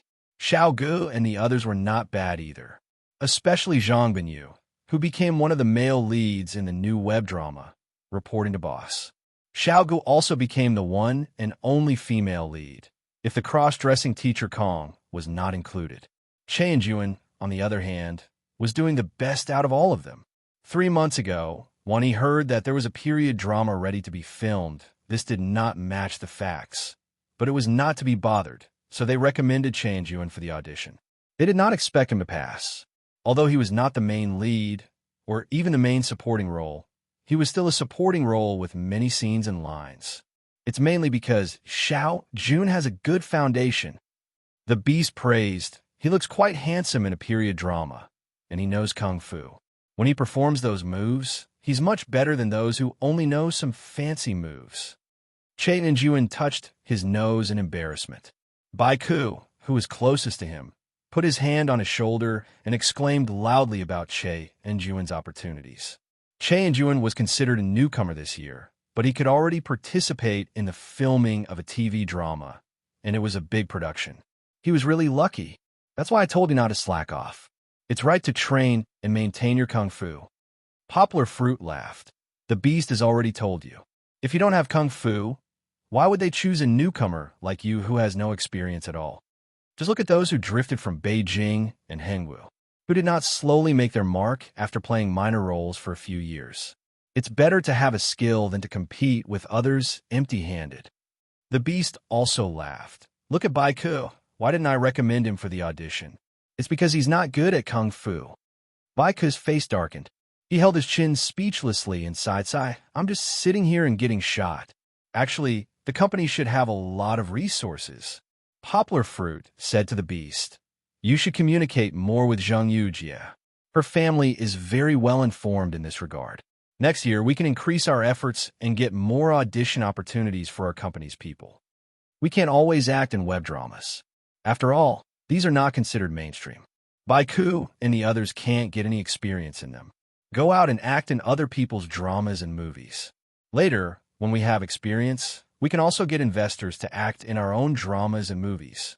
Poplar Fruit laughed. Meng Shou, Zimo, and the others were all pumped up by Poplar Fruit's words. They rubbed their palms together as though they wanted to do something big. Actually, Poplar Fruit was only an armchair strategist. In fact, he was just drawing a picture for them to see. How could he know how difficult it was for a new media company to participate in the traditional circle of television dramas and movies? Of course, who knew if Wanha and Tianyi were incapable? These people were all young people who were born in the 80s and were not afraid of tigers. They were creative, capable, and supported by Zhang Yujie and Poplar Fruit's funds and resources. The future would only get better and better. After having lunch with them at noon, Poplar Fruit and Zhang Yujie left. They were not free either. Although they were not the main characters of the afternoon screening, they still had to go there early. They could not interfere with Lian's work. Lian really did not have time to receive them. After exchanging a few pleasantries, he asked his assistant to bring Poplar Fruit and Zhang Yujie in first. However, Kiki could not follow. She was still a child. What if she cried and threw a tantrum? There would be a lot of cinema managers coming to watch the film. This was not a special event for Poplar Fruit. Poplar Fruit had a headache. After Kiki cried in the morning, she began to worry that her father was angry at her disobedience and would leave her alone. Therefore, she refused to stay outside with Zhang Yujie's assistant. Forget it. Zhang Yujie waved her hand and stood up to pick up Kiki. She said, I'll accompany Kiki outside. You watch the movie alone. When Zhang Yujie came to pick up Kiki, Kiki did not throw a tantrum as before. After all, she was very familiar with Zhang Yujie and felt that she was like a relative. Annie would not lie to Kiki. Moreover, Annie also said that if Papa lied to Kiki, she would be responsible for spanking Papa's, but you don't want to watch it? Is it really okay? Poplar Fruit asked somewhat embarrassedly. How could Zhang Yujie not be okay? She was looking forward to watching a movie with Poplar Fruit after waiting for a few months. In the end, in order for Kiki not to cause trouble for Poplar Fruit, she stood up resolutely. You owe me a movie. Zhang Yujie laughed heartily and said, I don't care. Anyway, you have to watch it with me before you go back. Poplar Fruit nodded helplessly. Zhang Yujie really went out, and her assistant did not stay. Therefore, Poplar Fruit stayed behind alone and began to watch the movie with the heads of a group of cinema managers. If this was the first time he had seen this story, Poplar Fruit would have been amazed by this imaginative movie. After all, the young villain, a hyena, a zebra with a broken leg, an orangutan, and a Bengal tiger were thrown into an escape boat in the Pacific Ocean. In the end, the young villain survived with his own wisdom. This was an almost impossible thing. However, after reading the book and fully understanding the development of the story, Poplar Fruit was not interested in the plot of the movie. He felt that after all, the movie was still made, and there was limited room for imagination. The book was better, and people could freely imagine some of the plot. It was no wonder that the great director Li and was so nervous and insisted that they not sell the book in advance. Could it be that Lian's movie had no redeeming qualities? Of course not. Leanne's movie was more rhythmic than the original book's description, and the expression of emotions was more delicate.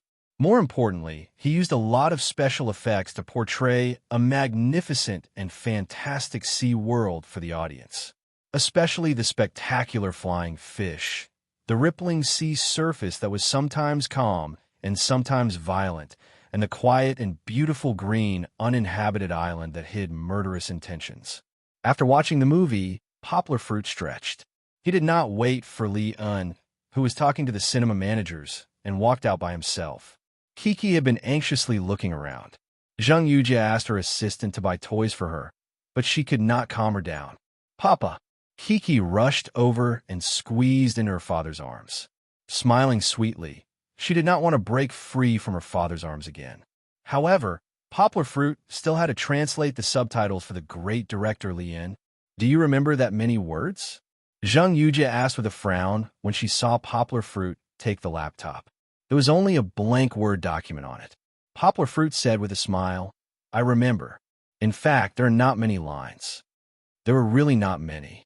Most of the movie was a world of one man and one tiger. Poplar Fruit felt that it was a waste of his talent to come here. His fingers were frantically tapping on the computer keyboard, as if he was translating. The content had already been translated in his heart, and he only needed to type out all the drafts in his mind. In less than 5 minutes, Poplar Fruit handed in the task. He held his daughter in his arms and left with Zhang Yujia. They were going to find another cinema to watch a movie. Chapter 841. Poplar Fruit felt guilty, but he still went to watch the movie with Zhang Yujia. He was originally worried that there would be a conflict with Feng Beibei's choice of movie, but in the end, Zhang Yujia booked the entire theater. Moreover, she even added money to let the other party play the movie that had already been removed from the drawing. She considered that Kiki would be there and worried that Kiki wouldn't be able to enter the theater, so she simply booked the entire theater. There were hundreds of empty chairs, and only she, Poplar Fruit, and Kiki were sitting inside. "It's the first time in my life that I've booked the entire theater to watch a movie," Poplar Fruit said emotionally to Zhang Yujia, who came back. "I can speak without restraint. This feeling is really too rich." Poplar Fruit handed a big bucket of popcorn and drinks to Zhang Yujia. He also had a bucket, and Kiki was eating happily. The popcorn was crispy and sweet, which was very in line with Kiki's taste. However, Poplar Fruit had to watch carefully in case she didn't bite into it and choked on it. If you don't want others to disturb you or disturb others, then you can only book the entire theater. Anyway, it's not much more money. Zhang Yujia laughed. She also grabbed a handful of popcorn and giggled as she ate. The lights dimmed, and Poplar Fruit took the popcorn from Kiki's hand. He couldn't let her eat anymore. She wasn't afraid of choking, but she was also afraid of the heat.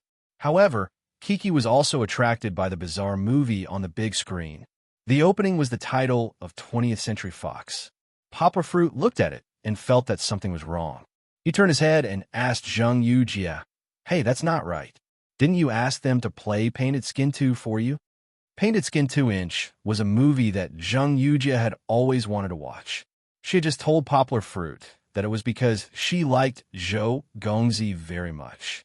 Perhaps their personalities were similar, but because she had been too busy during the month of its release, she hadn't been able to go to the cinema to watch it.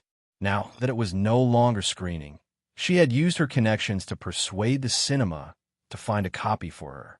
But Painted Skin 2 was a domestic movie. What was 20th Century Fox doing? Shouldn't it be some sort of review by the general administration? Someone told me that Painted Skin 2 is not suitable for children to watch. Zhang Yujia said while eating popcorn. "That's why I chose this one. It's a cartoon, Ice Age 4. I've never seen it anyway." In the end, Zhang Yujia added, "You and Kiki should both like to watch it." After that, she smiled proudly. She remembered that when they were in Xiong Village, Poplar Fruit often held a laptop and watched Pleasant Goat with his daughter. Kiki watched it with relish, and Poplar Fruit was also very engrossed in it. Poplar Fruit was silent. He was not speechless because of Zhang Yujia's ridicule, but he was really touched by Zhang Yujia's sacrifice again. This was the opportunity to watch a movie that Poplar Fruit gave her as compensation. Zheng Yujie did not choose the movie that she liked, but chose the one that Kiki liked. The beginning of Ice Age 4 was a dark blue sea. It was not as vast as the fantasy drift that Poplar Fruit had just watched, but soon the camera showed clouds floating on the water and towering ice and snow mountains in the distance. The picture flashed again, and a vast expanse of white ice appeared. Then a little squirrel suddenly appeared in the skyline. Poplar Fruit had watched the first few Ice Age movies, until this little squirrel was a stubborn little thing that looked at pine cones as its life. He looked at his daughter and found that she had already been attracted by the big screen. That little squirrel was too cute. It had nimble movements, a fat tail, an ugly nose, and eyes that were as quick-witted as a thief's. Although there was no dialogue at the beginning, Chi-Chi was still amused by the little squirrel's clumsy movements. Her laughter was even louder than the little squirrel's screams as it fell from the earth's cliff. Fortunately, the theater was booked. Poplar Fruit wiped his cold sweat and looked at Zheng Yujie. If the theater wasn't booked, who knew how many people would be affected? The little squirrel was thrown high into the sky, and when it fell, it was a blue ocean after the continents separated. When Kiki saw this scene, her mouth opened into an O shape, and she watched nervously. Bang! A small piece of ice floated on the water surface, blocking the little squirrel's wild desire to enter the water. And the moment it crashed into the ice, Chi-Chi once again burst in a laughter that made her throw her head back and forth. Delinquent Father Poplar Fruit suddenly felt that Kiki was much more fun than the movie. Her giggling was really charming. He and Zheng Yujie secretly looked at Kiki and muttered. Poplar Fruit no longer cared about what the movie was about. Kiki laughed from the beginning to the end for an hour and a half. Towards the end, she lay on her father's body without any strength. Her father asked her, "Is it that funny?" Kiki also nodded lazily and couldn't speak. Poplar Fruit thought about it, but he still didn't ask Kiki whether Ice Age was better or Pleasant Goat was better, because he understood that Kiki's judgment would be very difficult. After all, Pleasant Goat was a cartoon that she liked for a long time. Not to mention Kiki, it was difficult for Poplar Fruit to judge by himself because domestic cartoons and American cartoons were fundamentally different. American cartoons were all about heroic plots, and they relied on invincible special effects and funny effects to win. On the other hand, domestic cartoons had more creativity, and they were produced locally, so they understood the tastes of the people more and were closer to our lives in reality. Do you want to watch another scene? Poplar Fruit looked at Zheng Yujie apologetically and asked. This time, she was accommodating the father and daughter. Poplar Fruit felt bad. There's no need. Zheng Yujie glanced at Kiki, who was lying on Poplar Fruit's body, and smiled. Bring her back to rest. You've been busy the whole day, and you all need to rest. Sometimes, it was more effective to let a man remember you're good than to chase after him relentlessly to ask for debts. Zheng Yujie didn't want to pester Poplar Fruit and make him sick of her. She only wanted to slowly increase her weight in Poplar Fruit's heart, and one day, she would be able to snatch Poplar Fruit away. Poplar Fruit nodded, and he helped Kiki tidy up her hair with heartache. Laughter consumes energy. Although Kiki was dancing happily just now, she looked like a withered flower after coming out. He was also in a hurry to go back, so that he could give Chi-Chi some sweet water to soothe her throat and feed her some food. Otherwise, Chi-Chi would definitely fall asleep a little later than usual. She would definitely fall asleep earlier than usual. Zheng Yujie had already sent her assistant away. She drove Poplar Fruit back to the hotel. I'll pick you up tomorrow to go to the airport. Zheng Yujie said. Poplar Fruit was going back tomorrow. He had already agreed with Fong Bei that he would be gone for 3 days. Since he had nothing to do in Beijing tomorrow, it was time to go back. Looking at Zheng Yujie's expression, which didn't allow Poplar Fruit to refuse, Poplar Fruit could only nod, close the car door, and watch the Maserati drive away.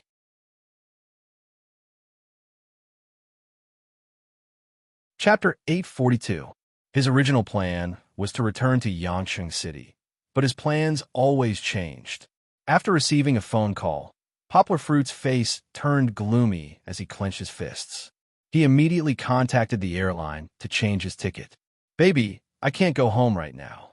Poplar Fruit gave a call to Fong Bei and apologetically said, "There's a problem with a classmate of mine from university, and I have to go over to take a look. I'll be back later." Fong Bei remained silent for a while Poplar Fruit listened for a long time without saying a word.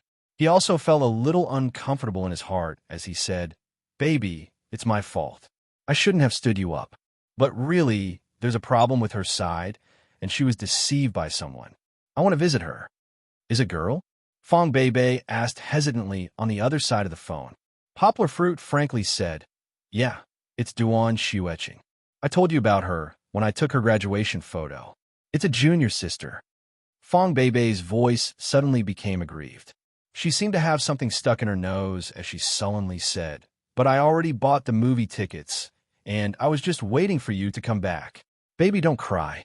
Poplar Fruit completely understood his girlfriend's state.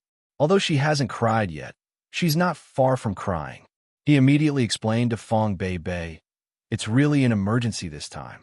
I just received a call from her, and I immediately told you after hanging up. I'm worried that something might have happened to her, so I had no choice but to ask you to postpone the movie for 2 days. Is that okay? I promise that I'll come back immediately after visiting her." "But you also said that you would come back immediately," Fong Bei said in an aggrieved tone. "Why are you so worried about other people's matters? When I was studying, she was one of my close friends. Now that my friend is in trouble, I have to go and visit her." Poplar Fruit explained. Fong Bei had seen the photo of Duan Xueqing. Poplar Fruit was quite frank with her, of course. Poplar Fruit was not stupid enough to say that the Duan Xueqing was interested in him. However, perhaps because of a woman's sixth sense, Fong Bei was very afraid of the Duan Xueqing. That girl made Fong Bei feel unconfident about her appearance for the first time. When Poplar Fruit said this, Fong Bei felt even more wronged. She said timidly, "Why are you so warm to others? Don't you even consider my feelings?" His heart ached. Poplar Fruit could hear the sadness in Fong Bei's voice. His heart felt as if it was being squeezed. This kind of pain was different from when he received the call from Duan Xueqing. Earlier, he only felt anger, but he did not feel this kind of heartache. "Baby, in my heart, you will always be different from others." Poplar Fruit said seriously, "Friends, I will care about them, worry about them, and be anxious for them. But you are different. You will always be the girl that I care about. Your matters are my matters. My concern for you is something that others can never compare to. Then, if I say that I have something that I need you to come back to help me solve, will you come back?" Fong Bei sniffled and asked. "Yes, definitely." Poplar Fruit said resolutely, "You will always be ranked first. In English, you are the first priority." Fong Bei was amused by Poplar Fruit's serious words. With a nasal voice, she said angrily, "Don't speak English to me. You know I'm stupid." "How can you be stupid? Our baby is the smartest," Poplar Fruit said with a smile. "Then should I go home, or—" Fong Bei was silent for a while. She said in a muffled voice, "No need. I can handle things here. You go and see your friend first. Go home early." "And I will," Poplar Fruit said with a smile. Fong Bei's understanding made him feel relieved. He was about to take out his laptop, but he put it back. "This time, I came here to meet the beast," Poplar Fruit said with a smile. "I never thought that those friends would improve so much." Fong Bei and Poplar Fruit both liked this web drama. Although Poplar Fruit was their boss, Fong Bei and Poplar Fruit regarded themselves as pure audience. Especially Fong Bei. Sometimes she laughed until she had no strength to lie on Poplar Fruit's arm. Fong Bei reluctantly became interested. She seemed to be still immersed in the unhappiness of Poplar Fruit not coming back in time. Poplar Fruit just wanted to say something fun to make Fong Bei happy. He said with a smile, "Yes, Kiki played with the beast. She patted its big bald head, and the beast decided to give her a guest role." "Didn't she already make a guest appearance last time?" Fong Bei asked curiously. "She can make a guest appearance again? That's great. Which episode is it?" I want to look for it. It hasn't been filmed yet. Poplar Fruit said with a smile. The first season of Unexpectedly is almost finished. The script is also written. We can only add Kiki in the next season. Okay. Fong Bei said lazily. She seemed to be in a bad mood. Poplar Fruit was helpless. He understood his girlfriend's thoughts. She missed him. He could only solve the problem with Duan Xueqing as soon as possible and then rush home to comfort her. Bao Bao, do you want to make a guest appearance? Poplar Fruit said with a smile. I'll tell the beast that we'll go to the capital together next year. We can act and play at the same time. You haven't been to the capital yet, right? It doesn't matter if we act or not. Fong Bei muttered. I just want to be with Uncle and Kiki. I don't want you to always leave me alone. You won't. Poplar Fruit comforted her. After putting down the phone, Poplar Fruit's face darkened again. He clenched his fist and growled in a low voice. Pai Din won. Duan Xueqing called him in the morning. At first, she was silent and didn't say anything. Poplar Fruit frowned at that time. He didn't think that Duan Xueqing was playing a prank on him. With Duan Xueqing's personality, it was impossible for her to play a prank. She also couldn't have pressed the wrong number. Poplar Fruit could hear her heavy breathing. The only possibility was that there was something she wanted to say, but she couldn't say it. This situation was very rare. Even when she confessed to him in the past, she didn't say anything like this. Xueqing, what's wrong? What happened? Poplar Fruit asked softly. After a long time, a faint voice came from the other side of the phone. I'm sorry. Sorry? What are you sorry for? Poplar Fruit laughed. If there's something you want to say, just say it. I'm not a petty person. Okay, I'll forgive you first. It's not that, Duan Xueqing said. She paused for a few breaths. When Poplar Fruit was about to ask, she stammered, Pai Din won. I set you up. I'm sorry. I didn't know. What do you mean? Poplar Fruit was confused by Duan Xueqing's words. Pai Din won? What did he do? Chapter 843. It was impossible for Duan Xueqing to explain such a complicated matter over the phone. That was why Poplar Fruit decided to make a trip to Jiangnan. On one hand, he wanted to understand the situation, and on the other hand, he wanted to comfort Duan Xueqing. Even though it was all that bastard Pai Din one's fault, Poplar Fruit felt that he was partly responsible as well. Not only was he unable to differentiate between Pai Din one's character, but he was also too careless in the past. After rejecting Duan Xueqing's confession, he didn't truly help Duan Xueqing and help her walk out of the shadow of heartbreak. Perhaps if she hadn't left Yangcheng in such a depressed state, Pai Din one wouldn't have taken advantage of her. Poplar Fruit brought the cold air of the north with him as he flew to Jiangnan, which was as warm as spring. After Kiki got off the plane, she kept complaining about taking off her jacket. Poplar Fruit didn't have any extra clothes on hand, so if Kiki took it off rashly, she would easily catch a cold in the wind. Even though Jiangnan was very warm, it was still late autumn. Poplar Fruit only helped Kiki unzip her jacket. When they arrived, he took out Kiki's thin jacket from the suitcase and put it on her. This was the first time Poplar Fruit came to Jiangnan. Duan Xueqing didn't want him to come over and see her lonely state, so she hung up the phone. Luckily, he contacted Tao Boqing, whom he had met once in Bali. Poplar Fruit, you're just in time. Tao Boqing drove Yangguo from the airport to the small town in Jiangnan, where the Duan family was located. He nagged, I heard that Miss hasn't been eating or drinking for the past few days. She's been staying in her room every day. When you see her, try to persuade her. There are so many good men in the world. Don't make life difficult for yourself over a single tree. Poplar Fruit saw that Tao Boqing had been secretly looking at him with a weird gaze, which made him a little confused. He smiled and said, That's for sure. Xueqing is my good friend. He didn't know that Tao Boqing had been suspecting his relationship with Duan Xueqing.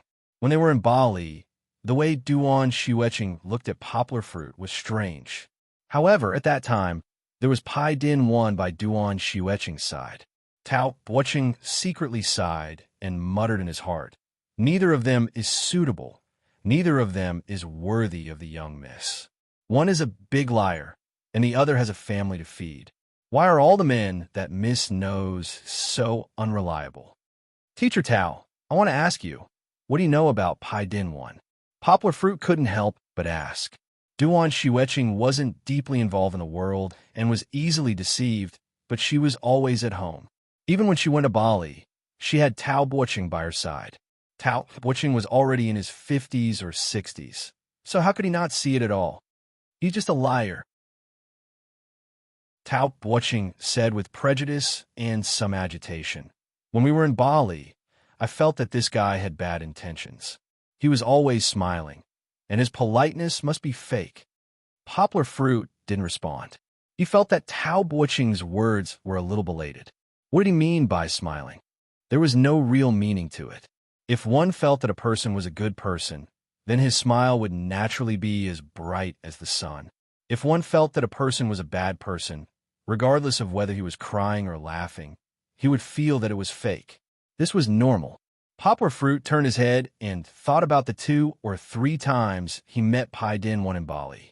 If Pai Din 1 met Duan Xueqing to frame him, then why did he show such strong hostility in front of him? Poplar Fruit could clearly feel that Pai Din 1's hostility didn't come from other things, but from Duan Xueqing, who was standing next to him at that time. It was hostility because of jealousy. Poplar Fruit thought so because he had experienced it himself. At that time, when he saw a boy confess to Fong Bei, his heart was full of jealousy. Tao Boqing said to himself, Poplar Fruit, you don't know that Pai Din 1 wanted to squeeze into our team in order to go to Bali. He was originally a small wedding photographer, but his boss was more powerful and his family was rich in our area. Tao Boqing told some of the inside stories he knew. Poplar Fruit finally cheered up and listened to his nagging. I didn't expect that he would even lie to his own boss, who was his old classmate. Through his boss, he found a connection with our young master and joined our team to go to Bali. But no one knew what he was going to do. Tao Boqing said indignantly, Now, we know that he has disappeared. He cheated our young mistress. It seemed that Duan Xueqing didn't tell her family that Pai Din 1 framed Poplar Fruit.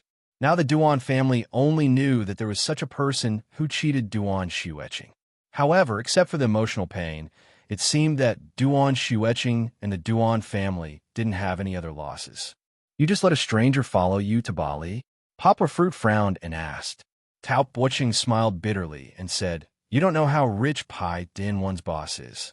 Let me tell you a secret. His father is a senior official in the province. Even if they add one more person to their family and let us arrange a trip at public expense, we have to be obedient.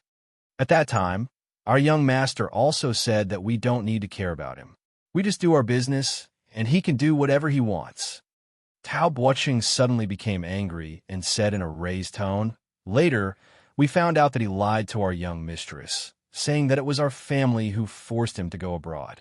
Our young mistress thought that our young master wanted to break them up, so she also went to Bali. He cheated Xueqing to go to Bali. What was his purpose? Poplar Fruit asked with doubts. If Pai Din 1 wanted to frame him, why did he take Duan Xueqing to Bali? If Duan Xueqing was also a part of his plan, why didn't Poplar Fruit see any effect until now? Duan Xueqing seemed to have come to Bali and then went back. Also, Poplar Fruit met Pai Din 1 by chance and rescued him. Was this also Pai Din 1's plan? This person was too shrewd, wasn't he? He had to know the exact route back to the hotel and the time he came out. Besides, what was the use of this trick? Except for making him miserable. Poplar Fruit suddenly had an idea. His body trembled, and he thought, he couldn't have told Xueqing that I was the one who beat him, right? If that was the case, this Pai Din 1 was really sinister. Poplar Fruit gritted his teeth. If that guy was standing in front of him, Poplar Fruit would definitely beat him up again. However, what good would it do him to drive a wedge between him and Duan Xueqing, including what Duan Xueqing said on the phone to frame him? This was what Poplar Fruit couldn't figure out. Poplar Fruit was 100% sure that before he came to Bali, he had never seen or heard of Pai Din 1. Chapter 844. Before he came to Duan Xueqing's house, he had never seen Poplar Fruit. In China, there were rich people who lived like landlords in modern society. Although it was not as luxurious as Ardle's house, it was still beyond Poplar Fruit's imagination. Perhaps Zheng Yujia's family was richer than Duan Xueqing's, but Zheng Yujia lived in Beijing, where every inch of land was worth its weight in gold. No matter how rich she was, it was difficult for her to buy a few acres of land and build 2 connected villas like the Duan family. The rest of the land was either a garage or a garden-like garden. First of all, in terms of visual impact, the Duan family was much richer than the Zheng family. Although they were not as rich, at least they had a reputation. Poplar Fruit was even more shocked. When he was in Bali, he had already guessed that the Duan family was rich, but he did not expect them to be so rich. Duan Xueqing had lived in the simple apartment that Poplar Fruit had left for her after graduation last year. Now it seemed that she was really a rich princess visiting incognito and experiencing the hunger and cold of the common people. "Little baby, come and play with me." Duan Xueqing's sister-in-law's belly was a little big. It was probably because of pregnancy that her maternal instincts were triggered. When she saw Kiki, she immediately forgot about Poplar Fruit, the guest, completely. "No, Papa." Kiki pouted and turned her head away proudly. Although the surrounding environment was very novel, she felt that the auntie was very unfamiliar. It was safer to stay by her father's side. However, when she saw Duan Xueqing, Kiki could not stay still. She knew Auntie Duan, but she was still like Yang Chum. Kiki always felt a little scared when facing her. This feeling was even more obvious now. Auntie Duan was like a big ice cube, cold and unapproachable. Kiki turned her head and looked at the pregnant Annie who had sent them over. She seemed to be thinking if it was a better choice to play with this Annie. "Little baby, let me take you to the garden. There are a lot of fun things in our house, and we even have a children's amusement park." Duan Xueqing's sister-in-law saw Kiki's hesitation and happily invited her again. Poplar Fruit smiled and let go of Kiki's hand, who was a little tempted. He squatted down and patted Kiki's little butt and asked, "Kiki, do you want to go out and play? Dad has some things to discuss with Auntie Duan." "Yes." Duan Xuez's sister-in-laws. She was a little embarrassed because she said she did not want to play with Duan Xian's. "Then go out and play with this Annie. Remember to be obedient, don't jump around, and don't touch Annie's stomach. Okay?" Yang was said with a smile. "Call me Sister Xian." Duan Xueqing's sister-in-law smiled and said, "You're making me sound old." "Okay. Thank you, Sister Xian. Please take care of her." Poplar Fruit stood up and put Kiki's little hand in her hand and said with a smile. Chi-Chi was brought out by elder sister Xian. It was said that elder sister Xian had built a small children's playground on the lawn of the manor. It was designed for her child to be born next year. Chi-Chi was so lucky that she could experience it in advance. After Kiki left, Poplar Fruit pulled a chair and sat down. He sighed softly and looked at Duan Xueqing, who looked a lot more haggard, and said, "Tell me, what's going on?" Duan Xueqing was silent, and her eyes didn't move for a long time. After a while, she sighed faintly and opened the drawer. She held a stack of photos in her hands and handed them to Poplar Fruit. "What's this?" Poplar Fruit looked at the photos curiously. At first, he thought that Pai Din 1 had sold some state secrets. However, Duan Xueqing lowered her eyes and said in a dry voice, "The information about you that was exposed by the media was sold by him."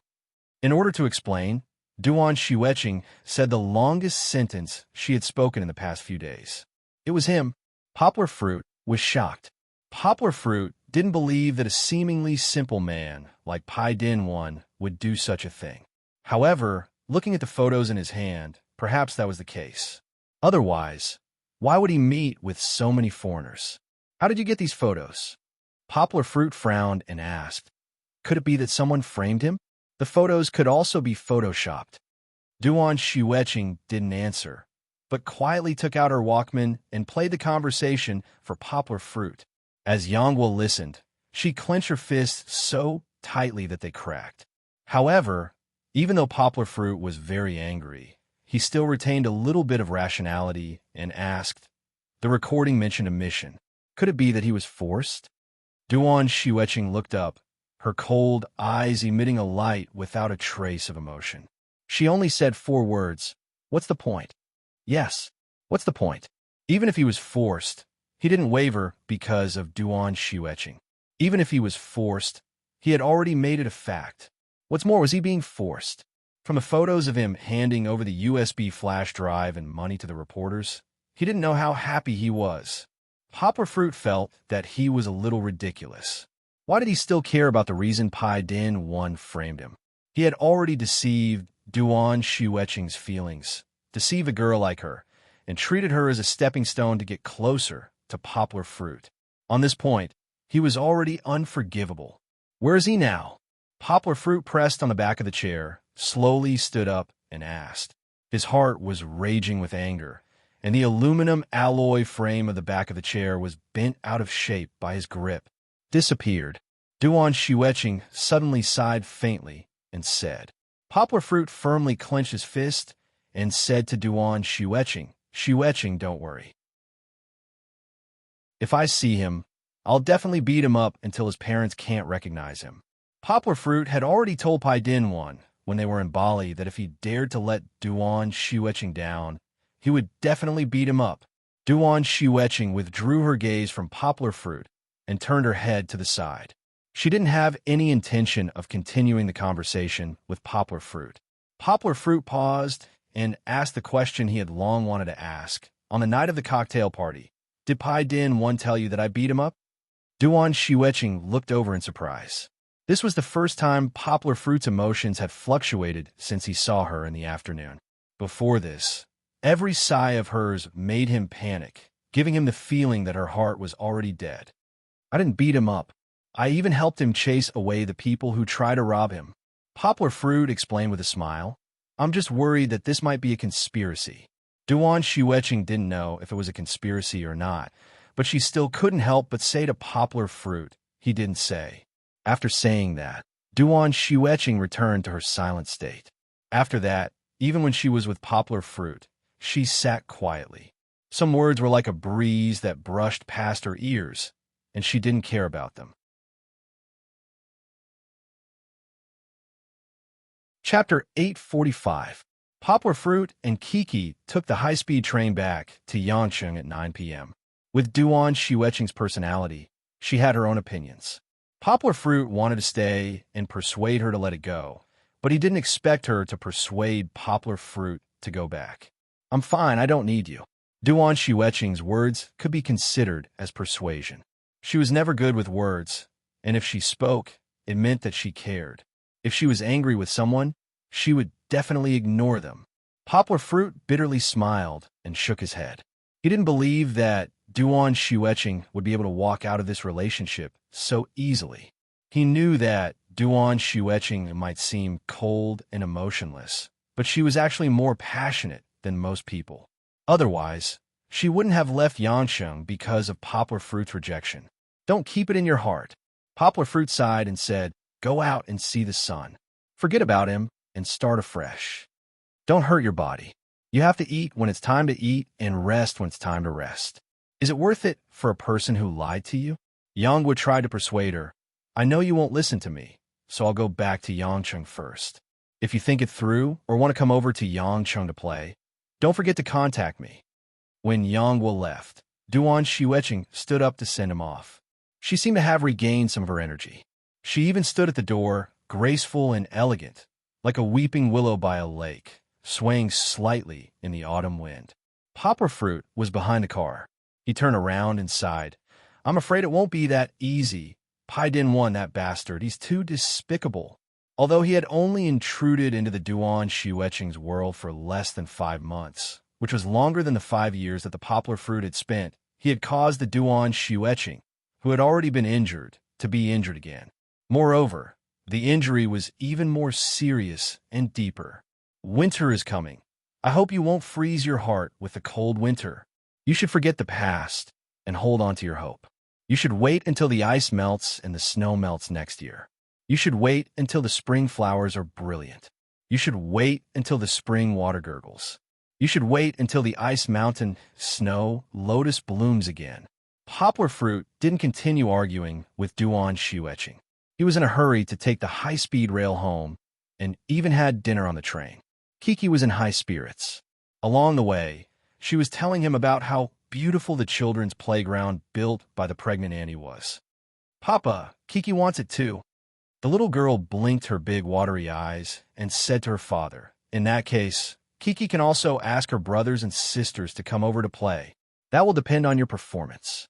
Poplar Fruit smiled slightly and said, "If Kiki is obedient and sensible and doesn't throw tantrums with Papa and Sister Bebe, then Papa will build one for you."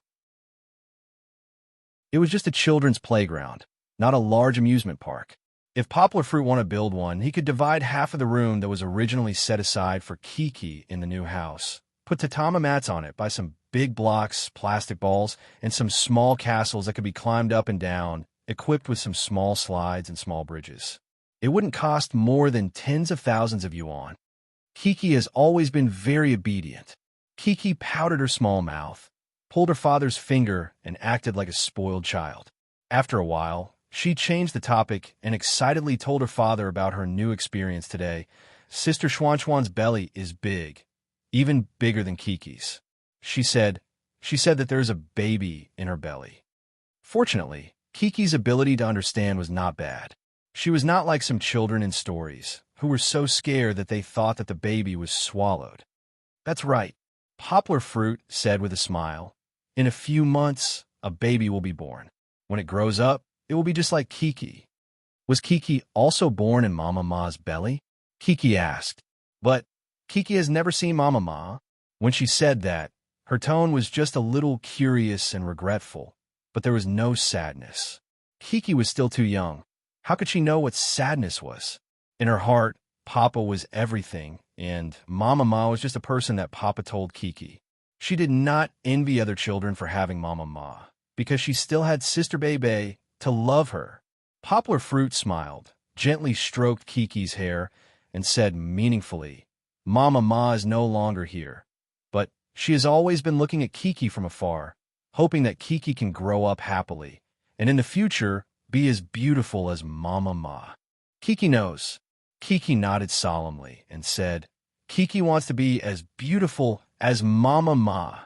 Poplar Fruit had shown her a photo of Wu Yu, and he had never hidden the matter of Kiki's birth mother. As Kiki gradually became more sensible, he would tell Kiki more stories about her Mama Ma. To be honest, Wu Yu was indeed a great beauty, and Poplar Fruit was also stunned when he saw the photo. The real person he saw was Wu Yu when she was preparing to give birth to Kiki. In comparison, Wu Yu before she was pregnant was not much worse than Duan Shueching. They chatted on the high-speed train, and in the end, Kiki could not resist the strong sleepiness. When they were about to reach the station, she swayed and fell asleep in her father's arms. Poplar Fruit's return was a pleasant surprise, and Fong Bei was so happy that she wanted to pick him up, but in the end, Poplar Fruit refused. The night was different from the day, and Poplar Fruit was worried about his girlfriend going out alone. At that time, he smiled and said to Fong Bei, "When you learn how to drive, then you can come and pick us up." When he returned home, Fong Bei was already sitting on the chair in the dining room waiting for him. Poplar Fruit could see the deep tiredness in her eyes. "You're back today." Poplar Fruit had a smile in his eyes and gently hugged Fong Bei in his arms. With his mouth, he lifted Fong Bei's bangs and gently kissed her forehead. "I'll carry Kiki to the bed." Fong Bei whispered to Poplar Fruit. "Have you bathed her?" "Not yet. Forget it. I'll bathe her tomorrow. She's sleeping soundly," Poplar Fruit said, and put the luggage aside. When Fong Bei came out, Poplar Fruit sat on the sofa, waved to Fong Bei, and said with a smile, "Baby, come here." Without Kiki, Fong Bei's little temper appeared again.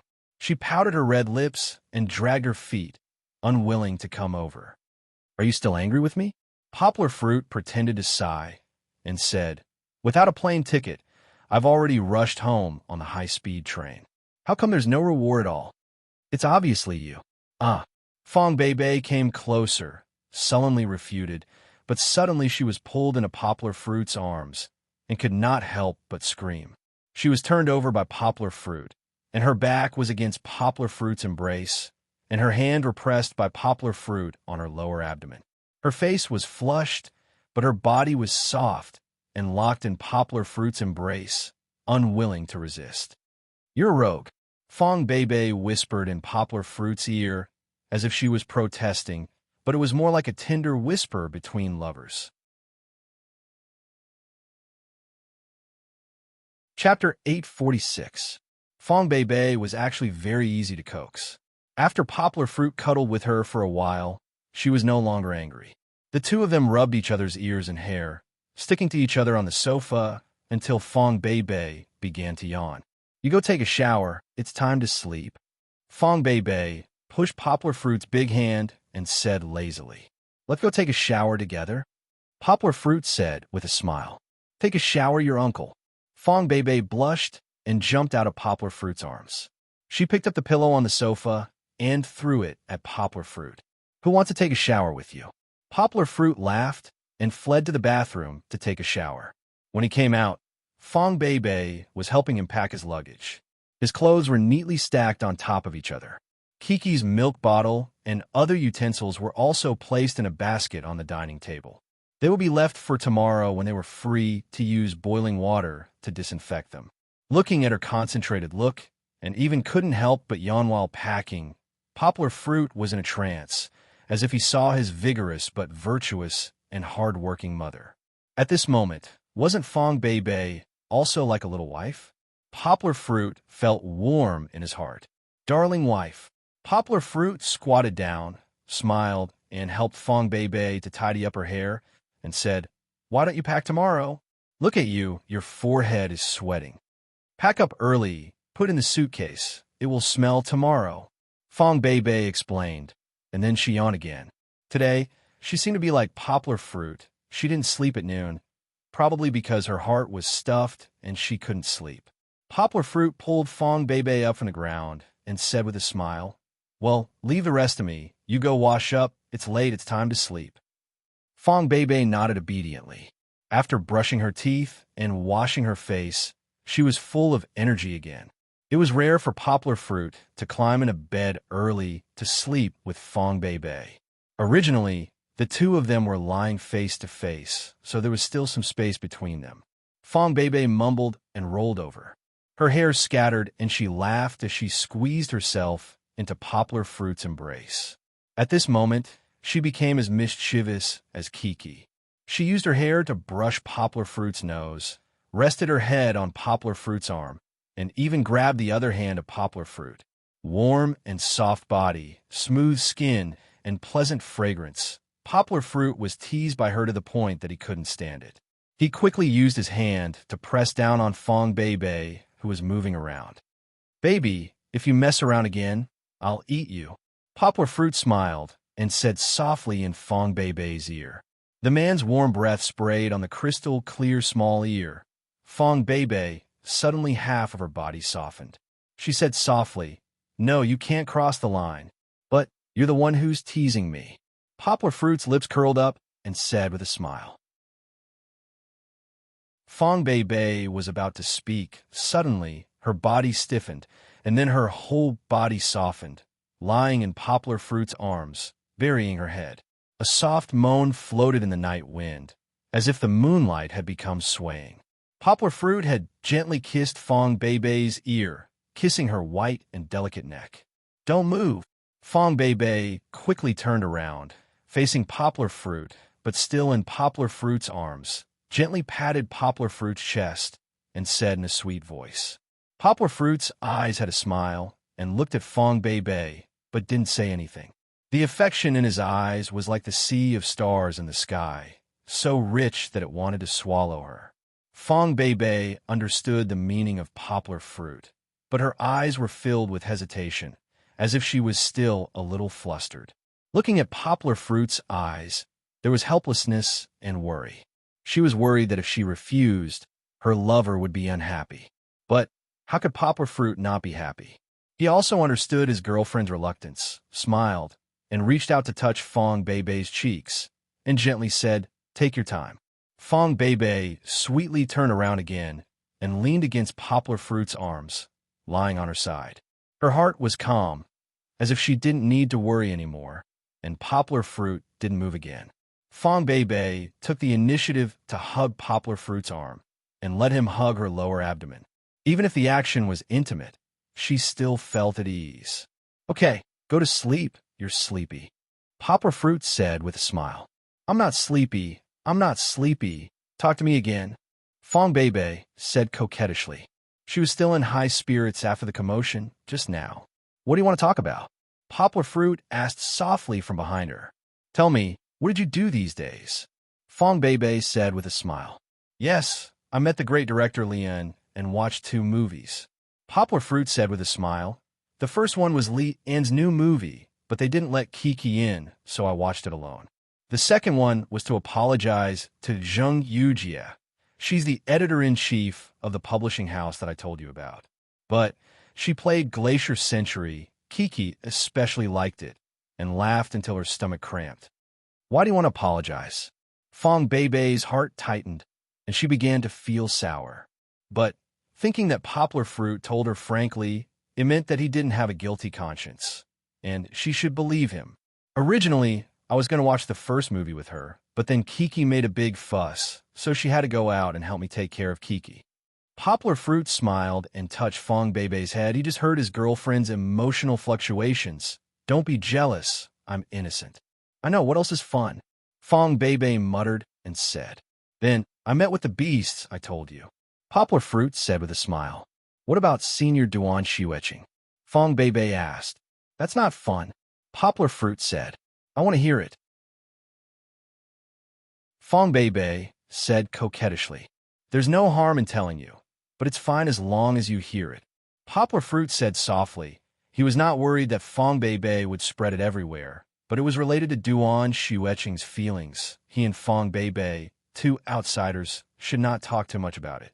After a moment, Fong Bei turned around, opened her eyes, and looked at Poplar Fruit sadly, as if she was about to cry. "Senior sister, so pitiful." "Yes," Poplar Fruit sighed and said, "Pai Din one is really hateful, deceiving people." "I'm scared too," Fong Bei murmured. She seemed to be afraid of Duan Shiueching, but in fact, she was revealing her true feelings. "Idiot, what are you afraid of?" Poplar Fruit chuckled. "Don't you have me by your side? I'll protect you. Whoever dares to lie to you, I'll beat him up. You're the one I'm afraid of."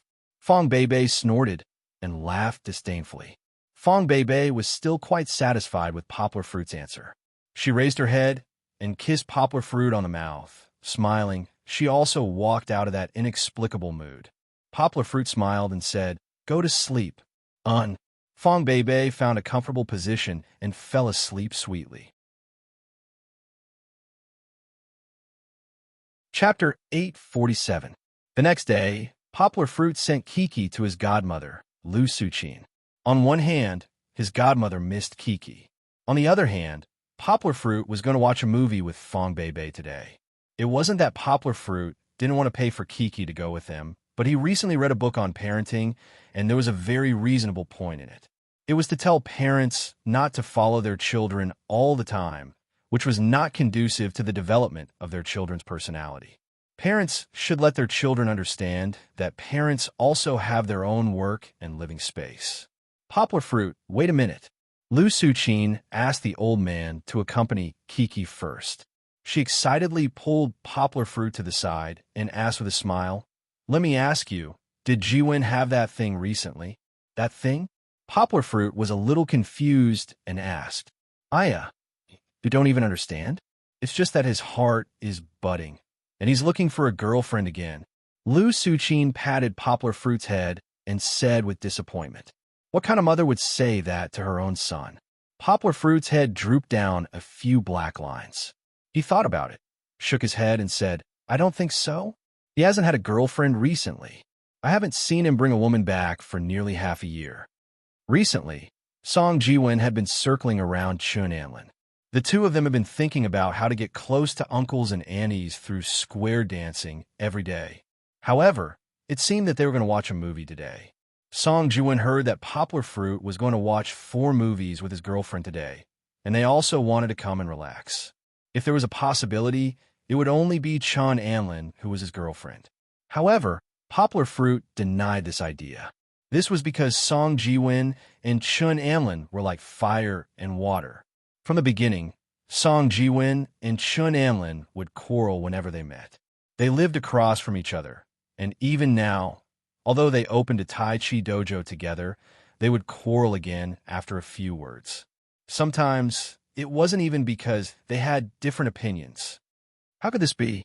Lu Suchin said with a gloomy face. Could it be that Ji-won was affected by that incident and doesn't want to be in a relationship anymore? Wouldn't our Song family line be cut off? Poplar Fruit smiled and comforted her. Godmother, don't worry. I noticed that his complexion had been pretty good recently, and he seemed to be in high spirits. He didn't spend all his time gaming, so it was obvious that he had already walked out of his trauma. Just wait patiently for a while. He'll be back with his girlfriend soon. Really, Lu Suchin couldn't stop laughing at Yonghua's words. She asked, Okay, I'm not in a hurry. Ji-won, let's talk about you. I saw in the news that you already have a girlfriend. Where's your girlfriend from? What kind of people are in your family? When are you going to bring her to Godmother? The last time I called your mom, she was so happy. Poplar Fruit smiled bitterly. He knew that too. His mom would call him every few days to ask about her daughter-in-law. However, Poplar Fruit would only tell her that the news was true and that it wasn't time to bring her home yet. Fong Beibei hadn't agreed yet. This little girl was so shy. She's also from our school. Poplar Fruit smiled and said, She doesn't dare to meet my parents yet. Godmother, wait for a while. Once I convince her, I'll definitely bring her to meet you. Lu Suchin was satisfied and let Poplar Fruit leave. Poplar Fruit went back to pick up Fong Beibei and then brought the 2/3 wheels to the cinema. Don't worry about them. Poplar Fruit smiled and said, These two guys are just here to join in the fun. I bought the tickets and sent them far away. Yes, we definitely won't disturb you too. Song Ji-won crawled his head over from the back seat and chuckled. The seats are dozens of meters apart. Come back. Your butt is so high up. Chun Anlin grabbed Song Ji-won's clothes and pulled it back. She smiled and said, Look at your wretched appearance. Beibei, ignore him. Chun Anlin explained to Fong Beibei with a smile. We're not here to disturb your date. You can watch the movie later. Don't worry about us. We're sitting very far away. Fong Beibei said a little embarrassedly, Sister Anlin, no, I don't care. It's more lively if we come out to play together. Poplar Fruit laughed happily. He knew that Fong Beibei was actually a little reluctant. He was also reluctant. Who would want to have 2/3 wheels following their girlfriend on a date? When he came back yesterday, he asked Song Ji-won to help buy the movie tickets. The movie tickets that Fong Beibei had bought had been refunded. In the end, this guy told Chun Anlin, and the two of them secretly bought 4 tickets. There was no other way. They shamelessly stuck to him, and Poplar Fruit couldn't chase them away. Fortunately, these two guys were reasonable and didn't buy 4 movie tickets. After talking to Poplar Fruit for a long time, Poplar Fruit reluctantly agreed to let them come. After getting out of the car, Chun Anlin hurriedly dragged Song Ji-won to buy snacks and drinks for everyone. Poplar Fruit and Fong Beibei followed behind, holding hands. The two of them looked at each other and smiled. It's okay. If you get to know them more, you'll find that these two friends are actually very good people. They're usually carefree, but in fact, they're very enthusiastic. Poplar Fruit smiled. Although Fong Beibei had already met them, she still wasn't very familiar with them. Okay. Fong Beibei smiled sweetly, looked at Poplar Fruit, and said, Just treat it as a date. 2 couples, it's quite interesting. Poplar Fruit shook his head and said with a smile, No, they just want to come out and play with us. Recently, they've been so busy with their dojo that they're dizzy. They're not a couple. Don't be fooled by their smiles. They'll quarrel again later. Before he finished speaking, Chun Anlin's angry shout came from afar. I asked you to bring a few drinks, and you didn't even want to do it? Are you still a man? No. Can't we just bring it over together? Song Ji-won argued. 2 people, 4 hands, 4 cups of cola, and 4 buckets of popcorn. Do you think we can carry it all? Chun Anlin sneered and retorted. You're the one who's slacking off. Why can't we carry it all? Song Ji-won gestured and said, The cola can be carried in a bag and can be carried in one hand. There are 4 buckets of popcorn. I'll carry 3 buckets, and you carry 1 bucket with a cola. Can't you do such a simple calculation? Why do you carry such a light one, and I carry such a heavy one? Chun Anlin said unhappily. The focus of their quarrel had unknowingly changed a little. You practice martial arts, so you have so much strength. Wouldn't it be a pity if you don't make full use of it? Song Jiwen said somewhat proudly. Making use of a girl as a man, you have the nerve to say that? Chun Anlin's violent temper was provoked by Song Jiwen. She shouted angrily, completely ignoring the gazes of the people around them. Forget it, I'll go get it myself. Poplar Fruit and Fong Beibei smiled and walked towards him hand in hand. Chapter 848. Of the 4 movies that he watched with Fong Beibei, the first one, Twilight, Breaking Dawn, was boring to Poplar Fruit. However, Fong Beibei enjoyed it. It was indeed a commercial blockbuster that captured the desires of women all over the world. The second one was a romance film called The Longest Hug. However, it was obvious that the director's storytelling skills were not good enough. A story about family, love, and the warmth between strangers should have moved people to tears, but Poplar Fruit always felt that this plain pace made him feel a little bored. Perhaps the potential value of the movie was still there. For example, the male protagonist who had lost his arms acted as himself, which reflected the tragedy and struggle of the male protagonist very well. Or the inspiration behind the story. But now that commercialization was becoming more and more mainstream, it was very difficult for mediocre literary films to be successful. Even if it was a literary film, it should borrow some narrative techniques from commercial films to tell the story with more waves and edit the scenes to be more exciting. After watching the movie, Yangwood didn't feel moved, but she did have a deeper thought about her future and the future of New Translation Road Publishing House. She couldn't abandon the market and stubbornly act like a hipster. This movie is not very good. Fong Beibei stretched, showing her curves. She turned her head and said to Poplar Fruit, "What's the next one?" "Spy movie." Poplar Fruit did not even look at the movie ticket. He said with a smile, "It's time to change the venue. The next one is in Hall 13. This is what you like to watch." Fong Beibei stepped on the armchair barefoot, holding a high-heeled sandal in one hand. She imitated Kiki and put her arms around Poplar Fruit's neck. She said with a smile, "I want a hug too."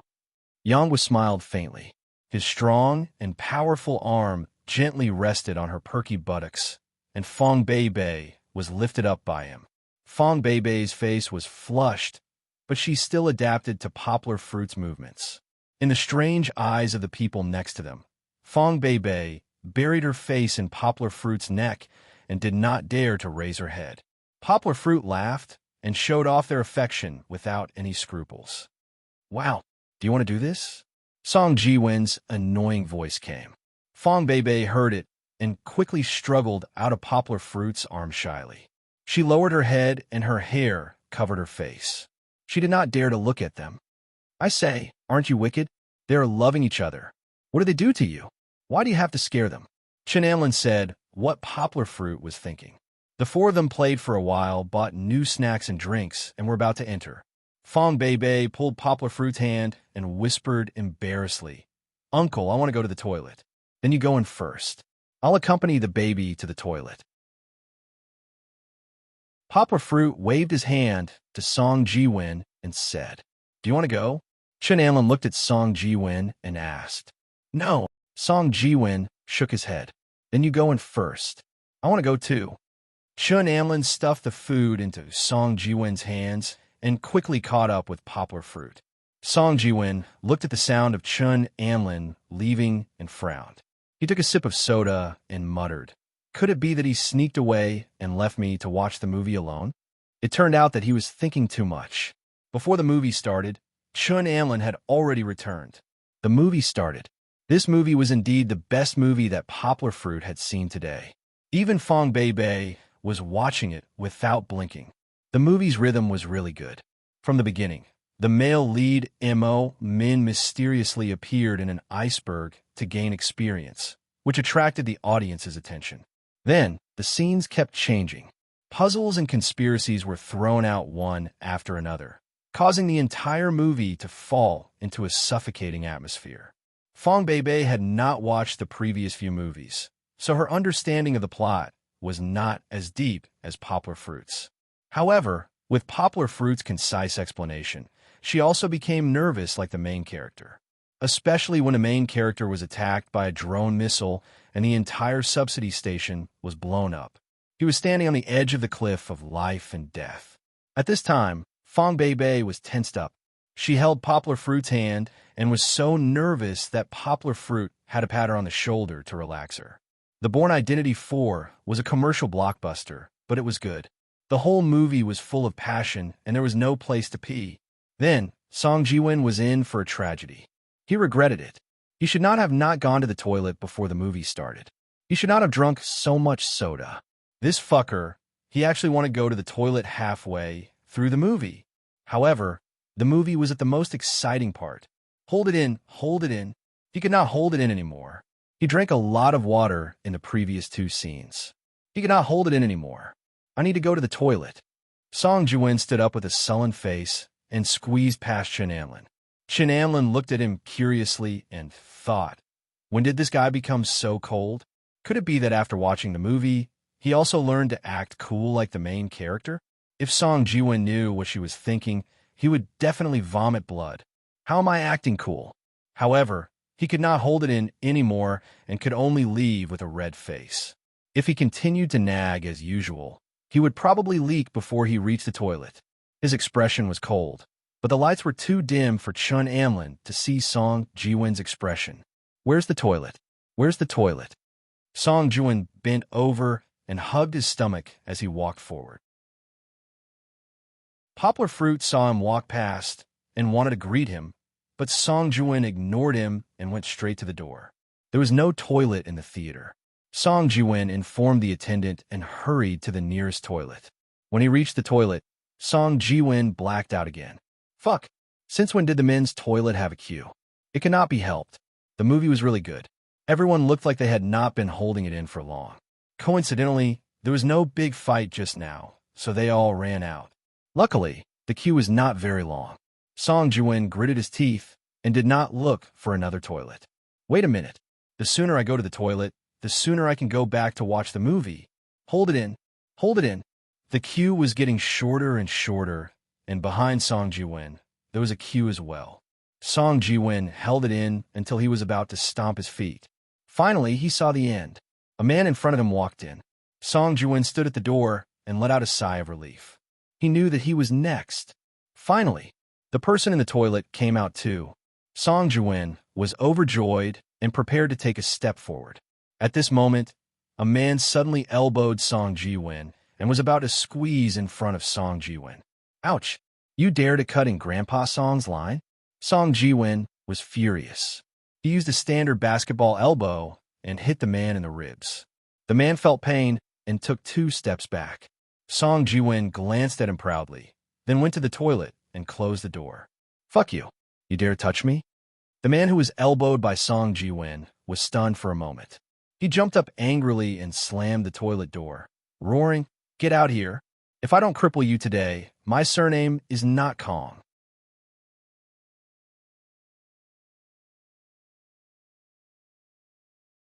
With his big body, the short fatty was pushed back. Were you the one who cut the line just now? Why are you scolding me for cutting the line? Go to the back and line up obediently. The short fatty looked at the mocking eyes of the people around him and was annoyed. He rolled up his sleeves and was about to rush forward. Song Ji-won flew up and almost kicked the short fatty. The short fatty was so scared that he dodged a few meters away. Song Ji-won pointed at him proudly and said, "Don't talk nonsense here. Let's fight. TSK, half crippled. Who can you beat?" The short fatty was angry. He was already gnashing his teeth in anger. Now, he felt even more humiliated. However, he really couldn't beat Song Ji-won in a fight. You wait. The short fatty didn't even go to the toilet. He turned around and went into the theater. Song Ji-won didn't take it to heart. He just shook his head, turned around, and washed his hands. He was ready to go back and watch the movie. However, just as he reached the entrance of the theater, he was blocked by a 1.8-meter tall man. The man's skin was very dark, almost as dark as a black man.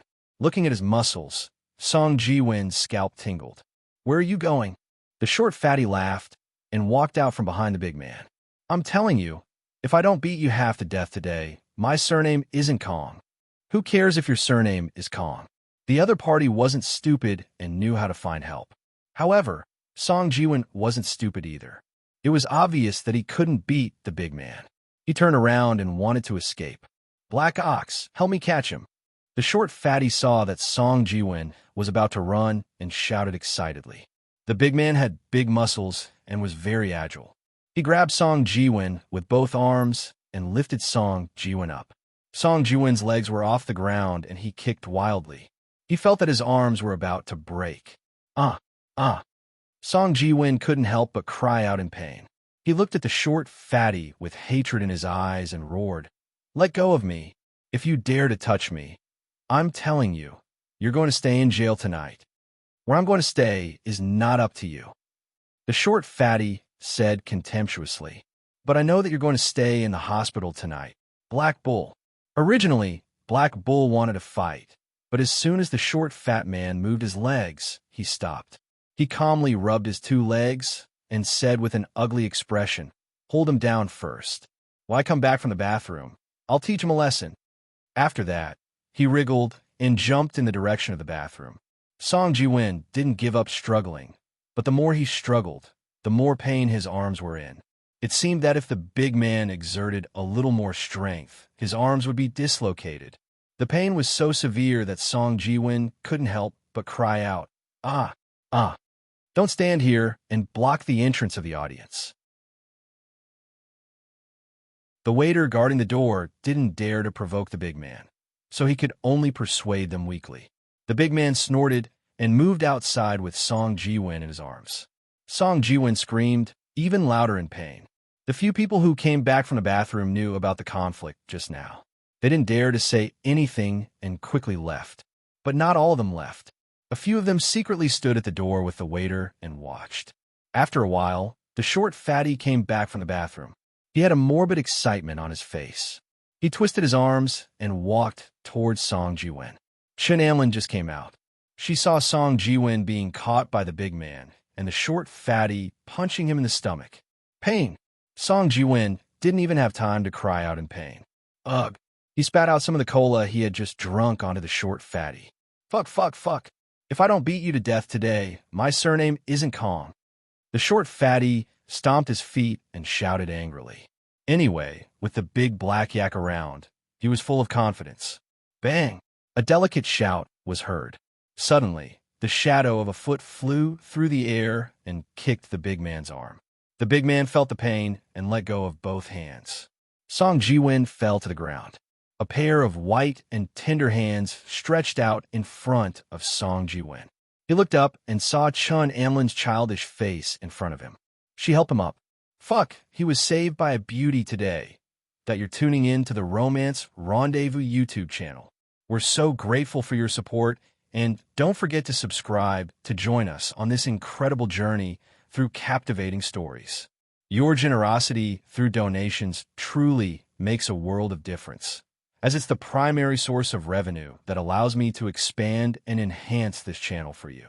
Thank you from the bottom of my heart for being a part of this adventure.